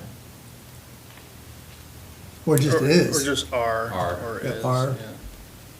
No, is. Or are, no. The executive dwelling unit is exempt. Yeah. That's gonna have us teach it. Is that you? No. Oh, And then, so yeah, the density and lot size requirements, which are discussed above, and then there's also a parking requirement that they're exempt from, which is state mandated, that you do not need to provide more parking for the accessory dwelling unit beyond what is already required for the single-family home. I mean, I guess it's gonna be like a developer thing too, or if they're planning to add this accessory as a short-term rental, well, I guess they can't, if they're gonna be following this, they'll probably add like a separate parking spot for it, if it's gonna be separate from the single family home. Like, and they're planning to use it as like some type of commercial venture instead of like, I don't know, it makes sense to me that even if it's not required, that someone would add more parking if it's a separate structure. Now, if it's in the single family home, maybe they don't, but state says we can't require more parking anyway. Can you require off-street? We can't add more additional parking requirements. Okay. And then setbacks, so if it's accessory dwelling unit built within the single-family home or attached to the single-family home, the setbacks are now the same as the single-family home as opposed to a separate structure, so, I mean, you'd still have to be, like, the whole building itself would still have to be, if you have the single-family home and then the accessory dwelling, and your setback from a side is 15 feet, the whole thing still has to be 15 feet from the side, but it's like, so it's not saying that there has to be an additional 15 feet because there's an additional dwelling unit. So you don't have to be 30 feet away from the side to have the two dwelling units, you only have to be that 15 feet away from the side setback. is having the date July 1, is that? That's when the law passed, Okay. so, That's the. yeah. Okay. Or it was the original deadline for us to have the law passed. Well, I wasn't too concerned about Yeah. it. But our deadline now is It's January. January 1, 2024, So that right? should be updated. Yeah. See that, I caught that. Can't get anything by you. I'm the man. You are. And if you see any problems with the state not requiring more parking, like in the downtown area, if somebody has an accessory. I can see problems, but can I do anything about it?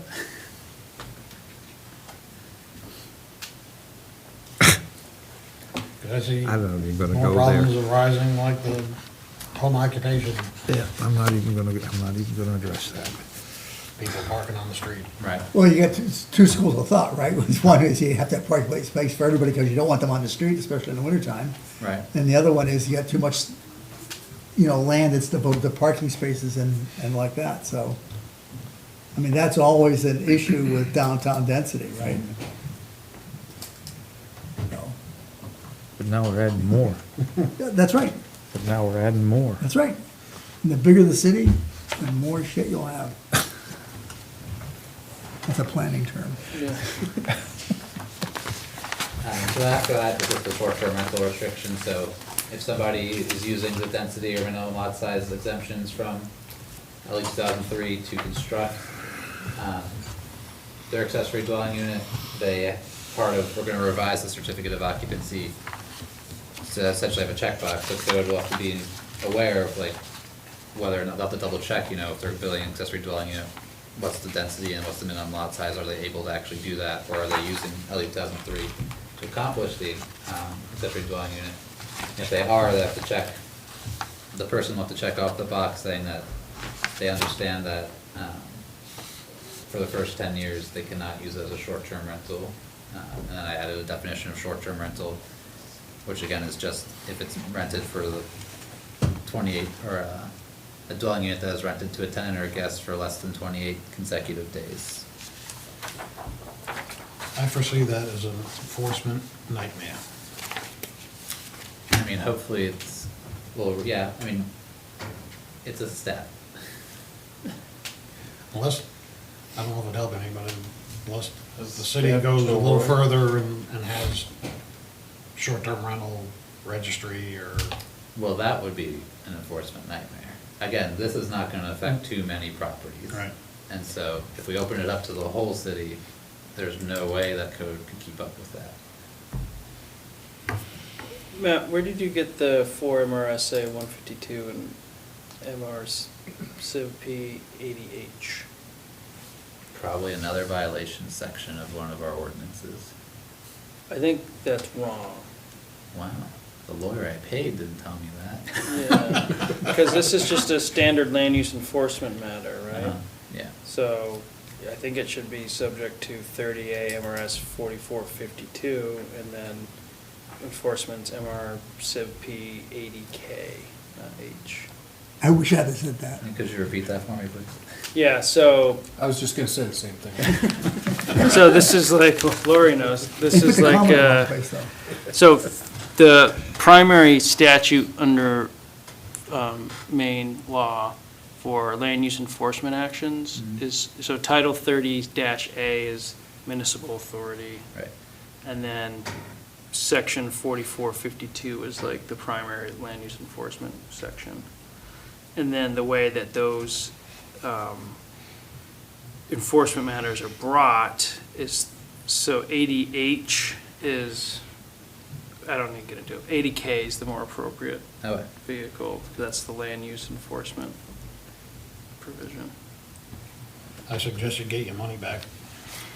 I mean, I actually will this time because the state law reimbursed me for it. I mean, that's what happens when you go with legal advice from, you know, inferior law firm. Oh, okay. Oh, here we go. No, Robin Winch is a good law. He had his fingers crossed when he said that. So Maybe not as good as EPA, but, you know, if you are. And so that's it for the accessory dwelling unit bucket, and there are like 3 buckets that the law kind of addresses. Any comments besides what we've already discussed? Somebody's got their hand up. I just wanted to go to the next one. In that section, 820 is about mobile home parks, and Oh, you're just going out of bounds. I'm going out of bounds. I mean, I'm not even looking at it. Yeah, no, I know, I get that, but my question was, does there need to be something in the mobile home park standards that speaks, I mean, can you have a mobile accessory dwelling in a mobile home park? I mean, that was kind of the root of my question, which I was just kind of zinging through. I thought, what else can I stump him with? Question. I mean, So why- I don't think so, because a mobile home is its own use outside of a single-family home. So you can't have an accessory dwelling unit, again, off of the. Is that right? If that's right, then you're good. Yeah, table of uses, mobile home is its own use. Okay. That was quick. That was, You don't look like you're positive, though. I mean, I'm fairly certain, I mean, I just thought about it, but again, that's a good question, I can look into it further, but it's Yeah, its own With the use. zoning on the mobile home, I don't think it's possible. Right, because it's not a single-family home Yeah. use. It is a good question, though, because I could see, you know, having Score one for me. it all depends on, you know, mobile, you know, manufactured housing development could be a single lot with multiple units, like a subdivision or a condominium, or it could be multiple lots with a manufactured house on each lot. I think manufactured house is different than mobile home. There Yes. is a section in the mobile Yes, it home is, yeah. thing about accessory structures, by the way. So there's Thank you the for reading. garage or the shed that's Yeah. allowed in the mobile home park.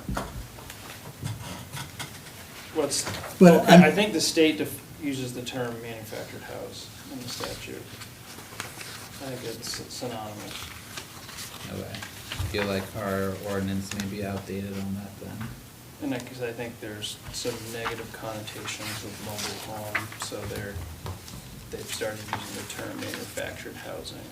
Okay, I don't remember where, but I will then also look through to see, because I'm pretty sure there's a difference in our ordinance between the two. Oh, is there? Yeah, I would Thanks, check yeah. that.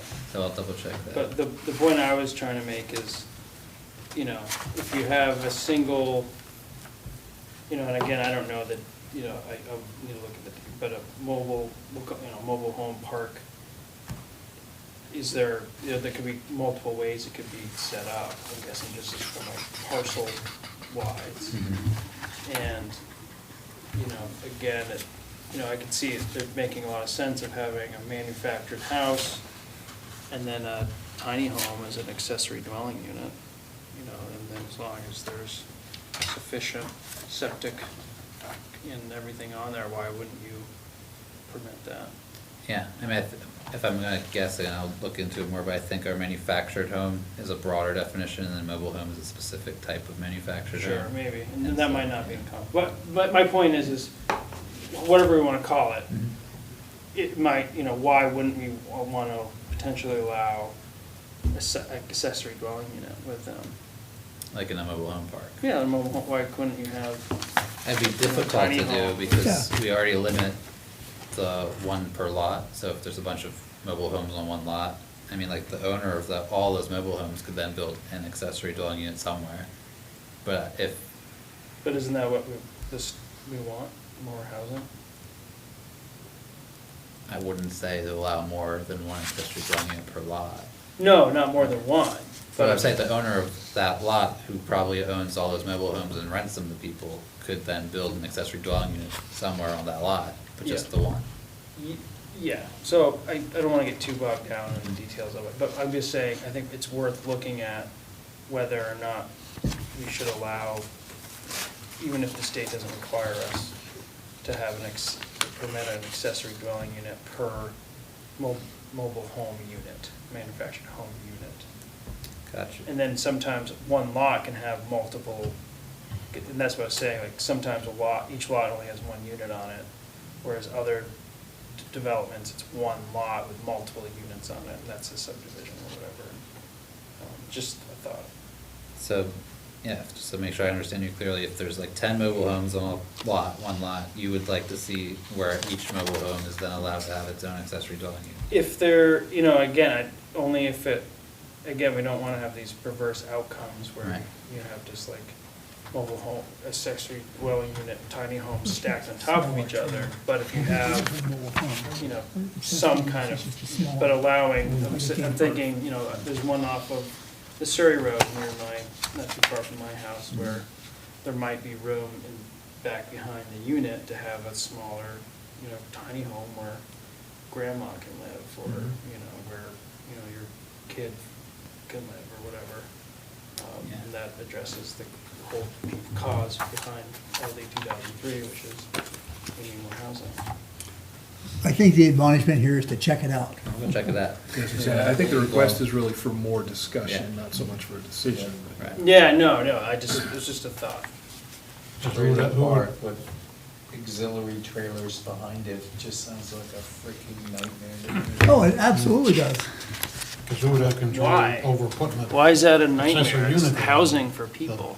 The mobile home park It's just like a little owner war. or the Just because individual lot it doesn't look renter? nice? I don't get that. Well, it'd be the owner. Yeah, We- it has nothing to do with it not looking nice, but looking at the economic strata, I'm just thinking that perhaps, if you got one 20-year-old single wide, and they bring in a 400 square foot camper, and they call that the tiny home, and hook it up to the septic and to the well, I certainly wouldn't want to have ownership of that particular mobile home park myself.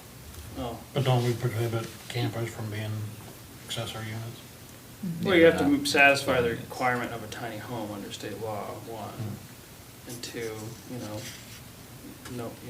then you don't have to. I just don't wanna create ghettos. Well, that's, I think, a very narrow-minded view of this. I don't think Ellsworth is Indeed, I possible think I might having be.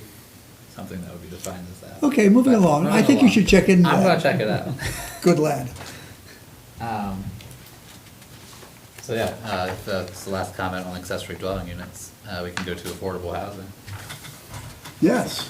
which is a definition just below accessory dwelling in Article 14. Now we're in 14, right? Going back to 14. Okay.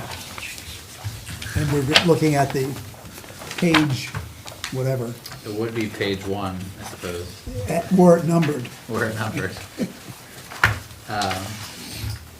And so this is a new definition for Ellsworth. We had not defined affordable housing before, but this is essentially just what the state's definition is. So affordable housing can be met through renting housing or for selling housing for ownership. So for renting housing, it's a development in which a household whose income does not exceed 80% of the median income for the area as defined by US HUD, under the United States Housing Act 1937, blah, blah, blah. As men, and they can afford all of their housing costs without spending more than 30% of the household's monthly income. So that includes, but not limited to, rent, utilities, that are paid separately from the rent.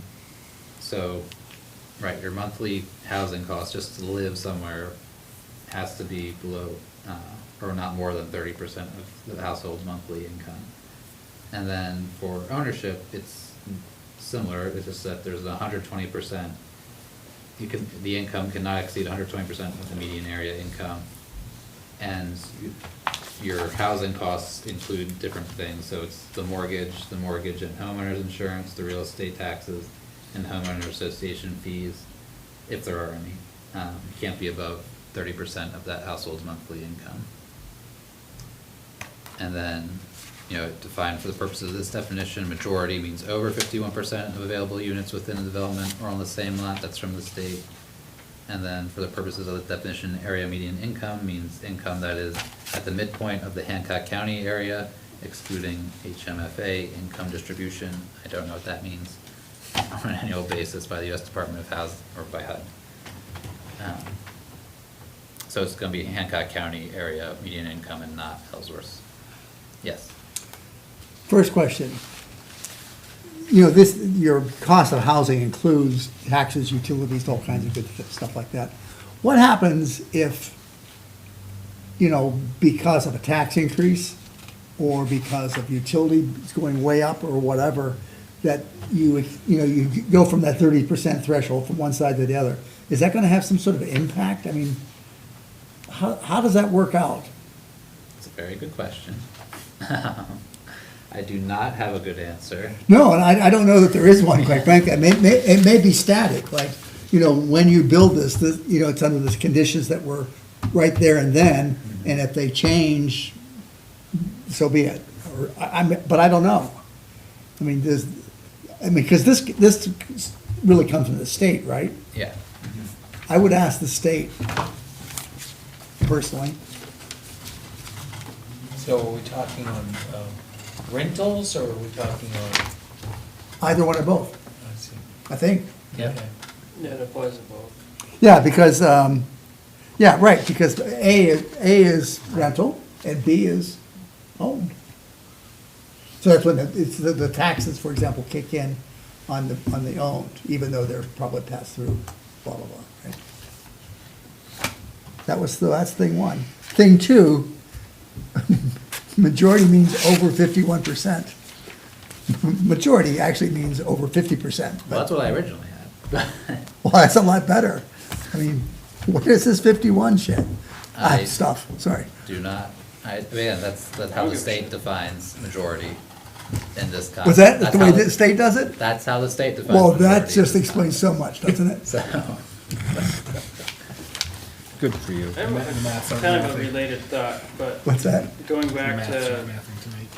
accessory common dwelling, Should we change it to dwelling, comma, accessory, and then just nestle it in with the other dwelling unit definitions, kind of back That'd to be a John's good idea. comment? You could, yeah, I mean, again, I don't know how much it matters, but I can just do that, yeah. Because we have like accessory use or structure, non-residential, and then, Yeah, I don't know, just, yeah. Again, I can do it if it makes you think it looks better, but, I think it's or easier I'll to get rid of find. the comma. right, or get rid of the comma. Because that would then give us 6 dwellings definitions. Yeah, so I would either move it or get And rid of the moving comma. ever upward. So then for dwelling unit principal, I should probably just swap principal. I get it. I get what, yeah. Yeah.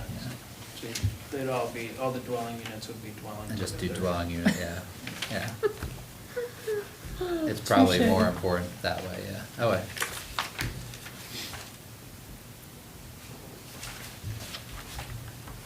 Cool, and then, so you're gonna flip to the back of Article 8 now, on the last page, Whoa, Article 8, we're back there. because we just talked about definition for affordable housing.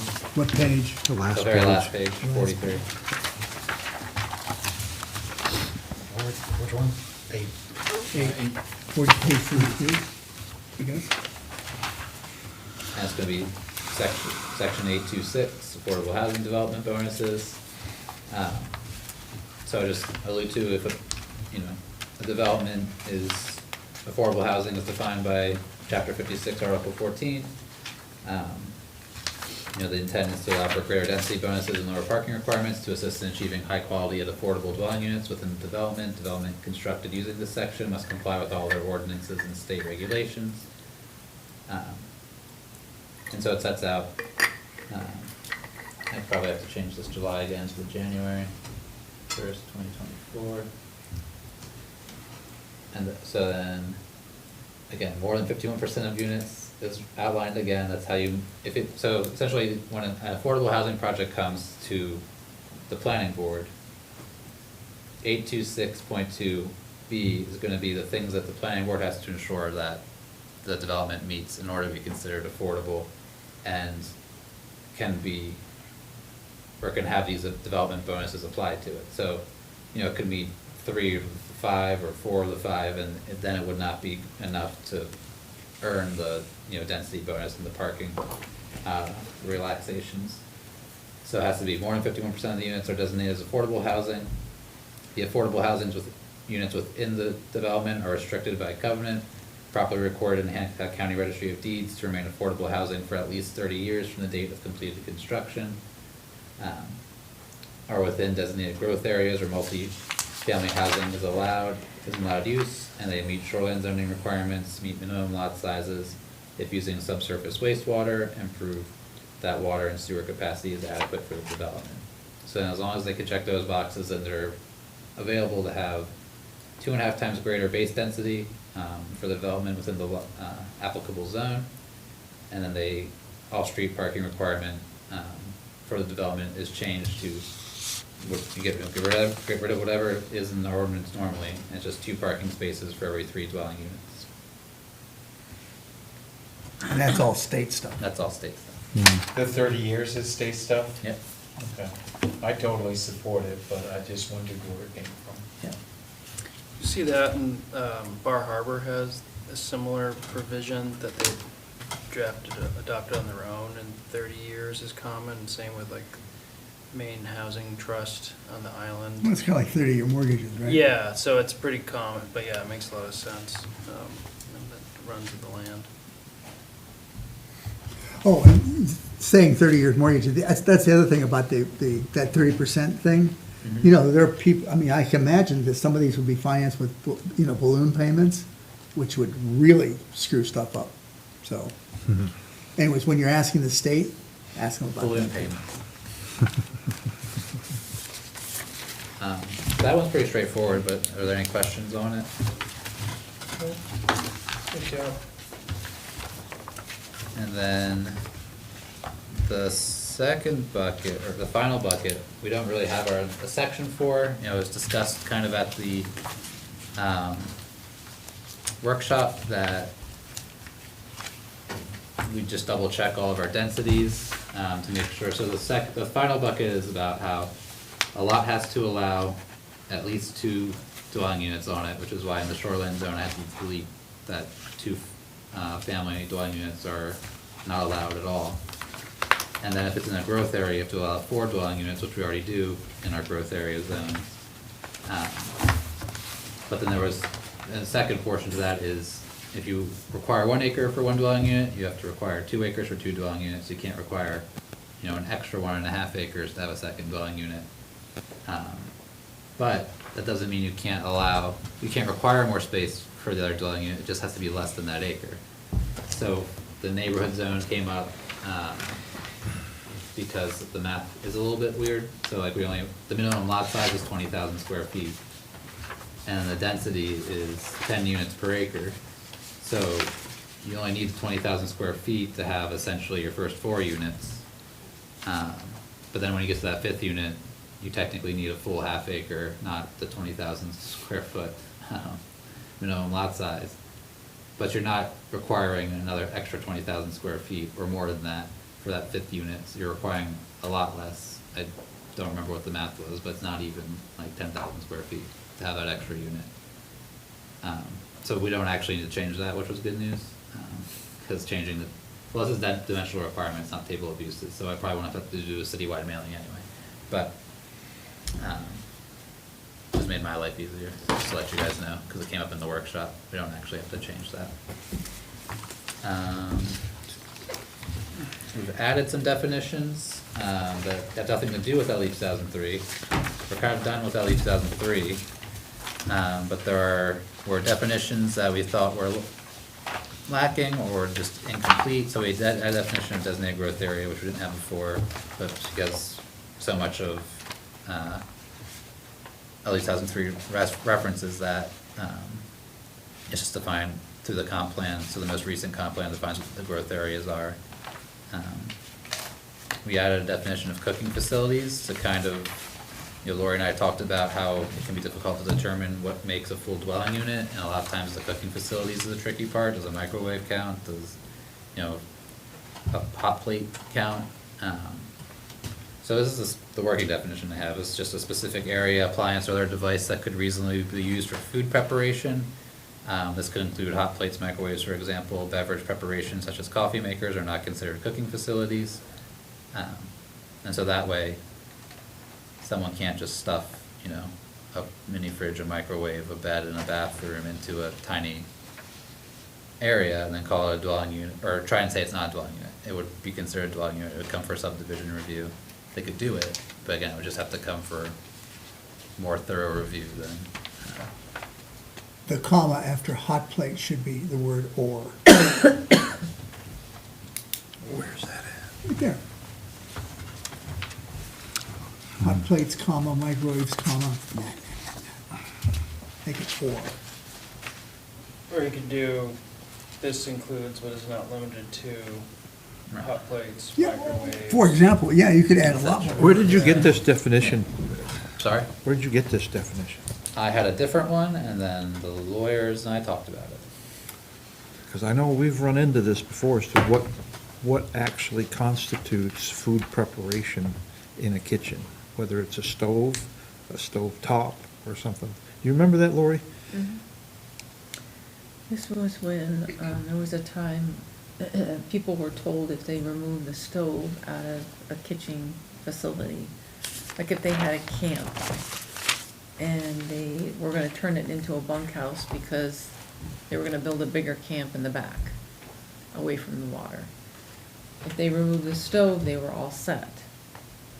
And I asked if that was written anywhere, and the person told me it wasn't. So I had to go back to the definitions of a dwelling unit, and it means cooking facilities, which could be the refrigerator, it could be a place to cook something, warm up something. So it was a little bit more detailed than I had originally thought. In my original draft of the definition, I did have a sentence that said it would be like specifically for the heating or reheating of solid foods.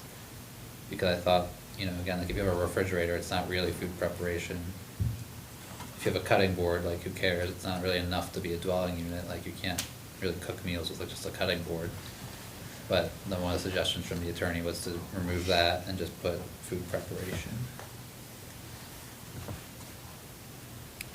Yeah, because I remember getting into this with, I can't remember what agency, when we were dealing with rental units as far as food preparation. I can't remember now what it was, but wasn't fun trying to get through what was going on. Yeah. So, but I guess I don't know. It's been 2 years since I've dealt with it, maybe more, but I remember going through something like this with food preparation in an apartment or a rental unit. Right. Do you know if those notes would be somewhere in City Hall? Yeah, I don't know. Yeah, probably in Tom's office somewhere.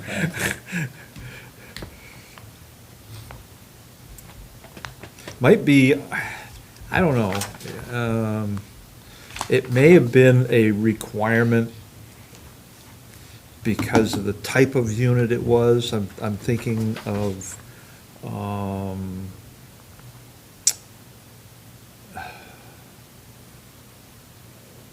thinking of a multiple apartment house that was for, what's the place that,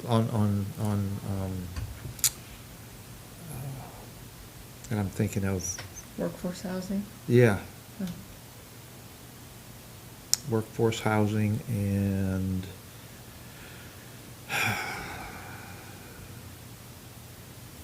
yeah, I can't remember. I'll have to get back to you. But I do remember something, but I can't, it's an age thing. I Really? can't remember. So I have that to look forward to? What? I have, I think this, I liked your definition better than this one. Because a specific area, comma, appliance, comma, or other device, so that's like very different things. An area could be a cutting board that could reasonably be used for food preparation. This could include hot plates, microwaves, for example, but it doesn't exclude. Right. So I would, yeah, I don't like this, my opinion is I don't like this definition. If we're trying to exempt, basically we don't want people to be able to cook food. Right. But so you should be able to cut a block of cheese and make a cup of coffee. Mhm. So yeah, I think I would have a list of a specific area housing appliances or other devices that could reasonably be used for, the heating. I think cooking of food, I mean, it's a cooking facility, right? So it should be for the cooking of food. This includes, but is not limited to, hot plates, microwaves, air fryer, that kind of stuff, right? Where you're plugging it in and it's using some kind of convection, or whatever it's called. That's how I think I would add that detail. For your hot tarts. Then it narrows that. Right. That's my 2 cents. No, I agree. Any other comments on cooking? I was just talking about toasters for your Pop-Tarts, but I Oh, yeah, I toasters can are let good. that go. Toasters. But I mean, by saying cooking. Get the munchies. I mean, are you eliminating food preparation in which you're not cooking food? Well, I think if you have a list I mean- of types of things that are all related and that they're like electrically powered and they're for eating, that by its nature then excludes someone chopping a block of cheese. Do you have like an example of food preparation that doesn't involve something like that would worry you? Making a salad with chicken and, like a Caesar salad. or- With raw chicken? Well, as long as you're not cooking it, right? If you're taking it out of the fridge. You might Right. But sometimes I cook cook my chicken in lettuce, the though. store. I mean, Yeah, Oh, yeah, well, that's grilled fine. I romaine mean, like, salad. if you're in a hotel room and you buy the ingredients for a salad that are already cooked, like, we don't wanna make hotel rooms count as a dwelling unit, like. I think if we get a little verbose in the definition, it'll make the point to any subsequent reader, right? Well, that's the point. If you could provide a list that's like in that specific vein, then it thus kind of by inference excludes. Whereas this one, I think it's just drafted where you could kind of drive a hole through it and say, a specific area for the preparation of food, That could be. it could be anything. Could use too. Yeah, exactly. This is a cooking facility. And then I did, so I combined two definitions, because we had a definition of a dwelling on its own. Oh, never mind, I just moved that one. Oh, we had a definition of a residential dwelling unit. I deleted that because we had a definition of a dwelling unit separately. So if you go to the definition of dwelling unit, I just combined the two. Or I took the part from residential dwelling unit that wasn't in dwelling unit and added it to dwelling unit, because I don't know how you have a dwelling unit without it being residential. So I just combined the two and deleted what I considered to be an obsolete definition, but then I added, so we have a separate ordinance, which is chapter 60 with property maintenance, that defines sleeping and bathroom facilities fairly well. Did not define cooking facilities fairly well. So I just referenced people to that for sleeping and bathroom facilities in order to define a dwelling unit. I don't think cooking facility should be capitalized. Well, I see now it's why a- you did it, but, I mean, if we're gonna define it, it's a term of art now. I'm sorry? It's a term of art if we have a definition for it. Yeah, that's what, yeah, I understand that, but it should still be not capitalized, I think. But I'll let it go. I disagree, so I'm gonna leave it that way. Well, you can win some. Thank you. It's okay with that. Well, dwelling unit principle doesn't fit any one of these other dwellings. And we now have, because we moved dwelling accessory here, right? We're gonna move dwelling accessory to this area, and it'll, I mean, it'll have to go like in alphabetical order still, but yeah, so dwelling principal is distinct from an dwelling unit accessory. So defining those two separately, because nowhere else do we talk about the, it's really about the 500 square feet requirement. Did we change that though? Well, we might, I'll have to do Okay. research on that, yeah. But even if we do change it, having, you know, the minimum for a primary somewhere is worth having its own definition for it.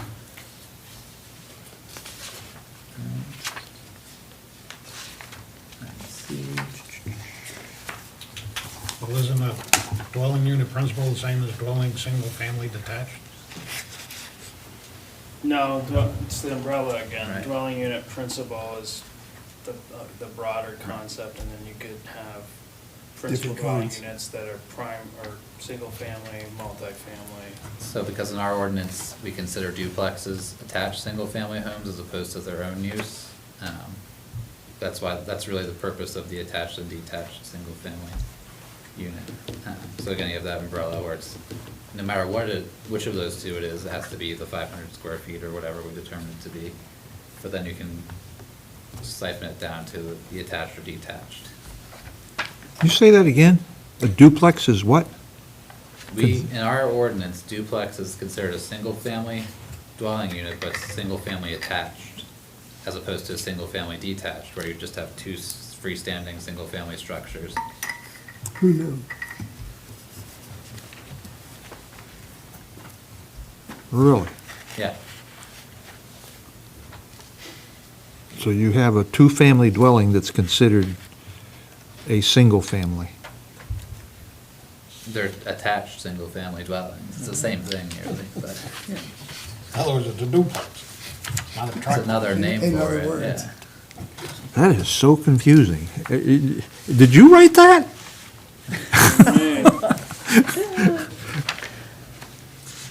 Note to self, fix later. Fix later. Well, maybe.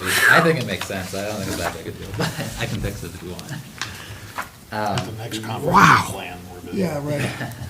Which we'll probably get to. I'm going back to my fire inspector days, because I'm looking at, when I look at the fire codes, it's always considered a one and two family dwelling when you have a duplex. Well, if you're gonna apply the fire code to it, and it's an attached single-family dwelling, you'd have to look at it as a duplex in that case. But like for our zoning purposes, it's just a single-family attached. Go to a large city like Boston or New York. We've got all these attached buildings, they're completely attached, Yep. but they are single-family dwellings. So the next big change is hotel and motel were considered the same thing in our ordinance. So I broke them up, so I borrowed the definition of a hotel from Bangor. And then I think I just kept the definition that was previously there for both hotel and motel and applied it to motel. Okay, so I had a question. Sure. Why do we have different definitions on a hotel and motel? Because they're different things. They are different. The state defines a hotel and a motel is different. I But the think barcode does, isn't it?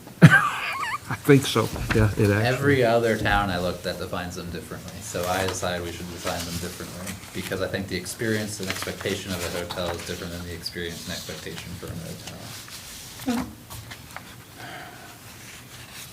It's more the portal concept, right? With a hotel, you go through a portal to reach everything on the, Right. every facility on the premises. A motel, you have individual entrances. Right. And it's typically higher. But ultimately, it doesn't really matter for here, because they're treated exactly the same as far as what In districts. terms of our do. uses for now, but yeah, Yeah, if for we ever now. wanted to change that. So on the hotel, a person has to be there in charge 24 hours a day. But a motel, you don't need somebody there. Yeah, Yes, you don't, or yes, you do. you do not need somebody there.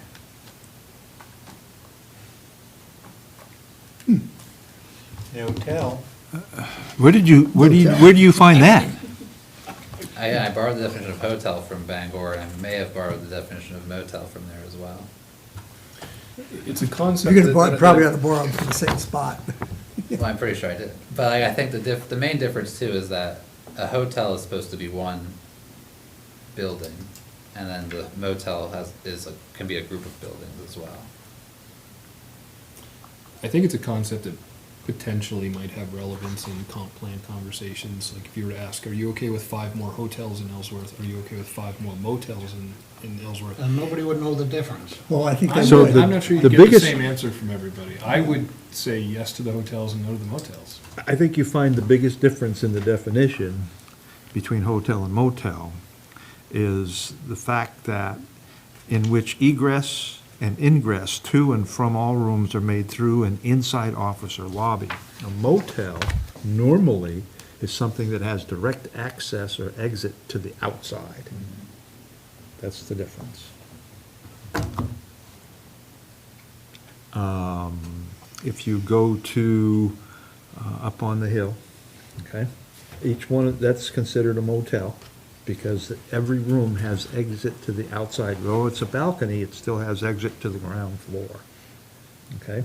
If you go to, like Comfort Inn or Hampton Inn, that's considered hotel. They all have to come out through, either go out through a common stair on either end or down through the lobby. They So don't you're have talking about- direct exit outside. Are you talking about the old Colonial being a motel? Correct, that's a motel. But it has a second floor, doesn't it? Yeah, but they have exit directly out of each room to a balcony outside. They don't have to go inside the building to get out. They can leave directly to Maybe the you should outside. include that in the definition of motel, something along those lines of. Yeah, if you look at it, they can go directly outside and then down and out from each room. And that's what, that's the difference between the hotel definition and the motel, is the ingress and egress. That's the biggest difference between those two.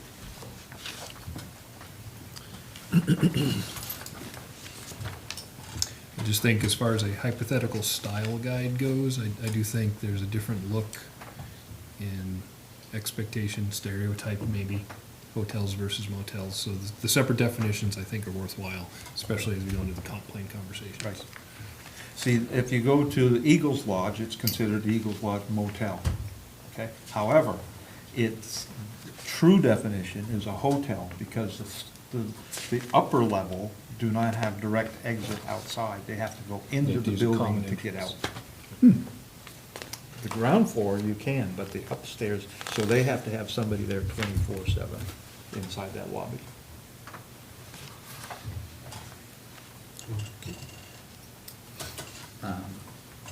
So I think the final, before I say anything, yeah, the final definition that Gets us we've excited. added is tiny home. And so, I mean, essentially, I just borrowed the state's definition to make sure that we had a definition that complied. And so it's a dwelling unit permanently constructed on a frame or chassis that may be placed on a foundation and designed for use as a single-family home or an accessory dwelling unit. That, and then it talks about complying with certain standards for fire and life safety, does not exceed 400 square feet in footprint, and does not exceed any dimension allowed for operation on a public way. So it can't, if you're gonna drag it on the chassis, it can't be too big to be on a public road. And then tiny home does not include a trailer, semi-trailer, camp trailer, recreational vehicle, or manufactured housing. If a tiny home is constructed on wheels, it must be without motive power. That's, yeah, essentially from the state, so, yes, Going back to short-term rental, sure. it says something rather blah, blah, blah, 28 consecutive days. Less than 28 days, yeah. I'm sorry? Less than 28 consecutive days. Yeah, less than 28. Why less than 28? I mean, Again, the thought what, is there a was, theory there somewhere? the thought was that February is the shortest month, which is 28 days. So if you Okay. rent to somebody for that full month, it's not short-term. But if you rent to someone for less than 28 days, it's short-term rental. It's a state. So less than 1 month.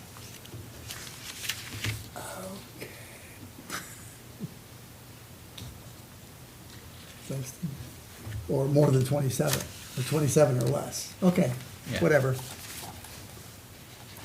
That was pretty exciting, I thought. The thing about, this is going up to tiny houses.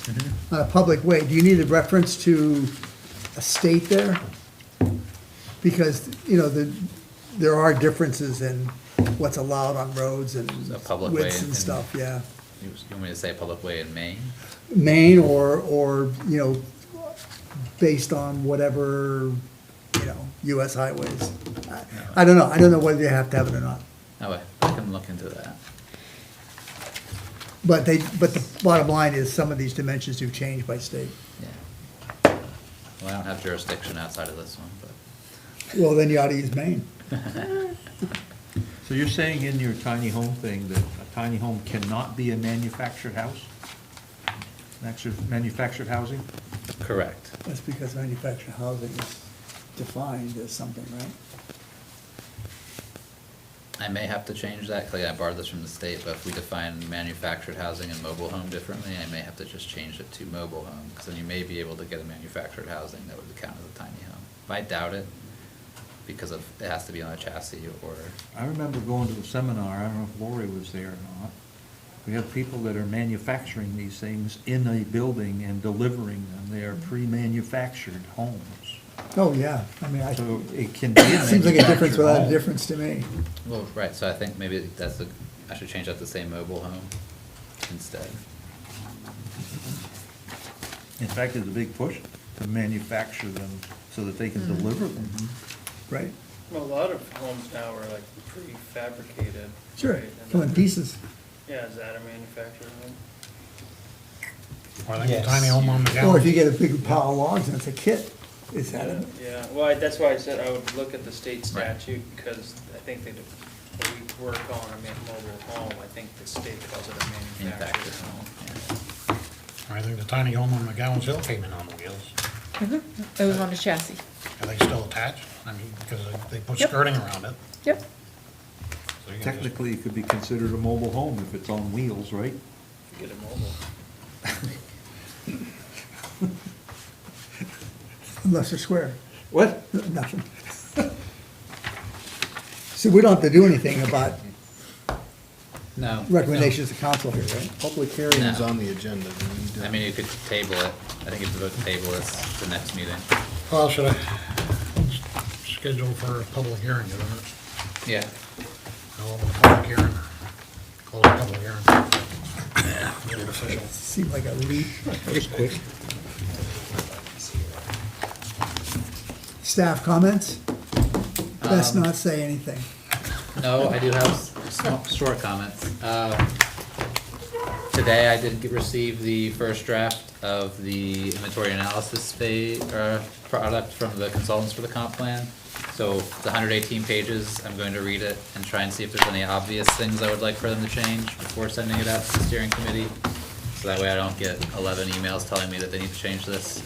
And it's like, I already took care of it. Where could that come from? So hopefully, maybe early next week, I will have sent that out to the steering committee for review, for discussion in our next meeting. But, so, we're close to being done with that phase of the comp plan. We've already really technically entered the visioning phase. Next month, you'll be an official member. You excited? No, only. Well, next meeting, you only- won't be an official member, because I didn't have this vote to put it on the council agenda for this month, so. It's never gonna happen.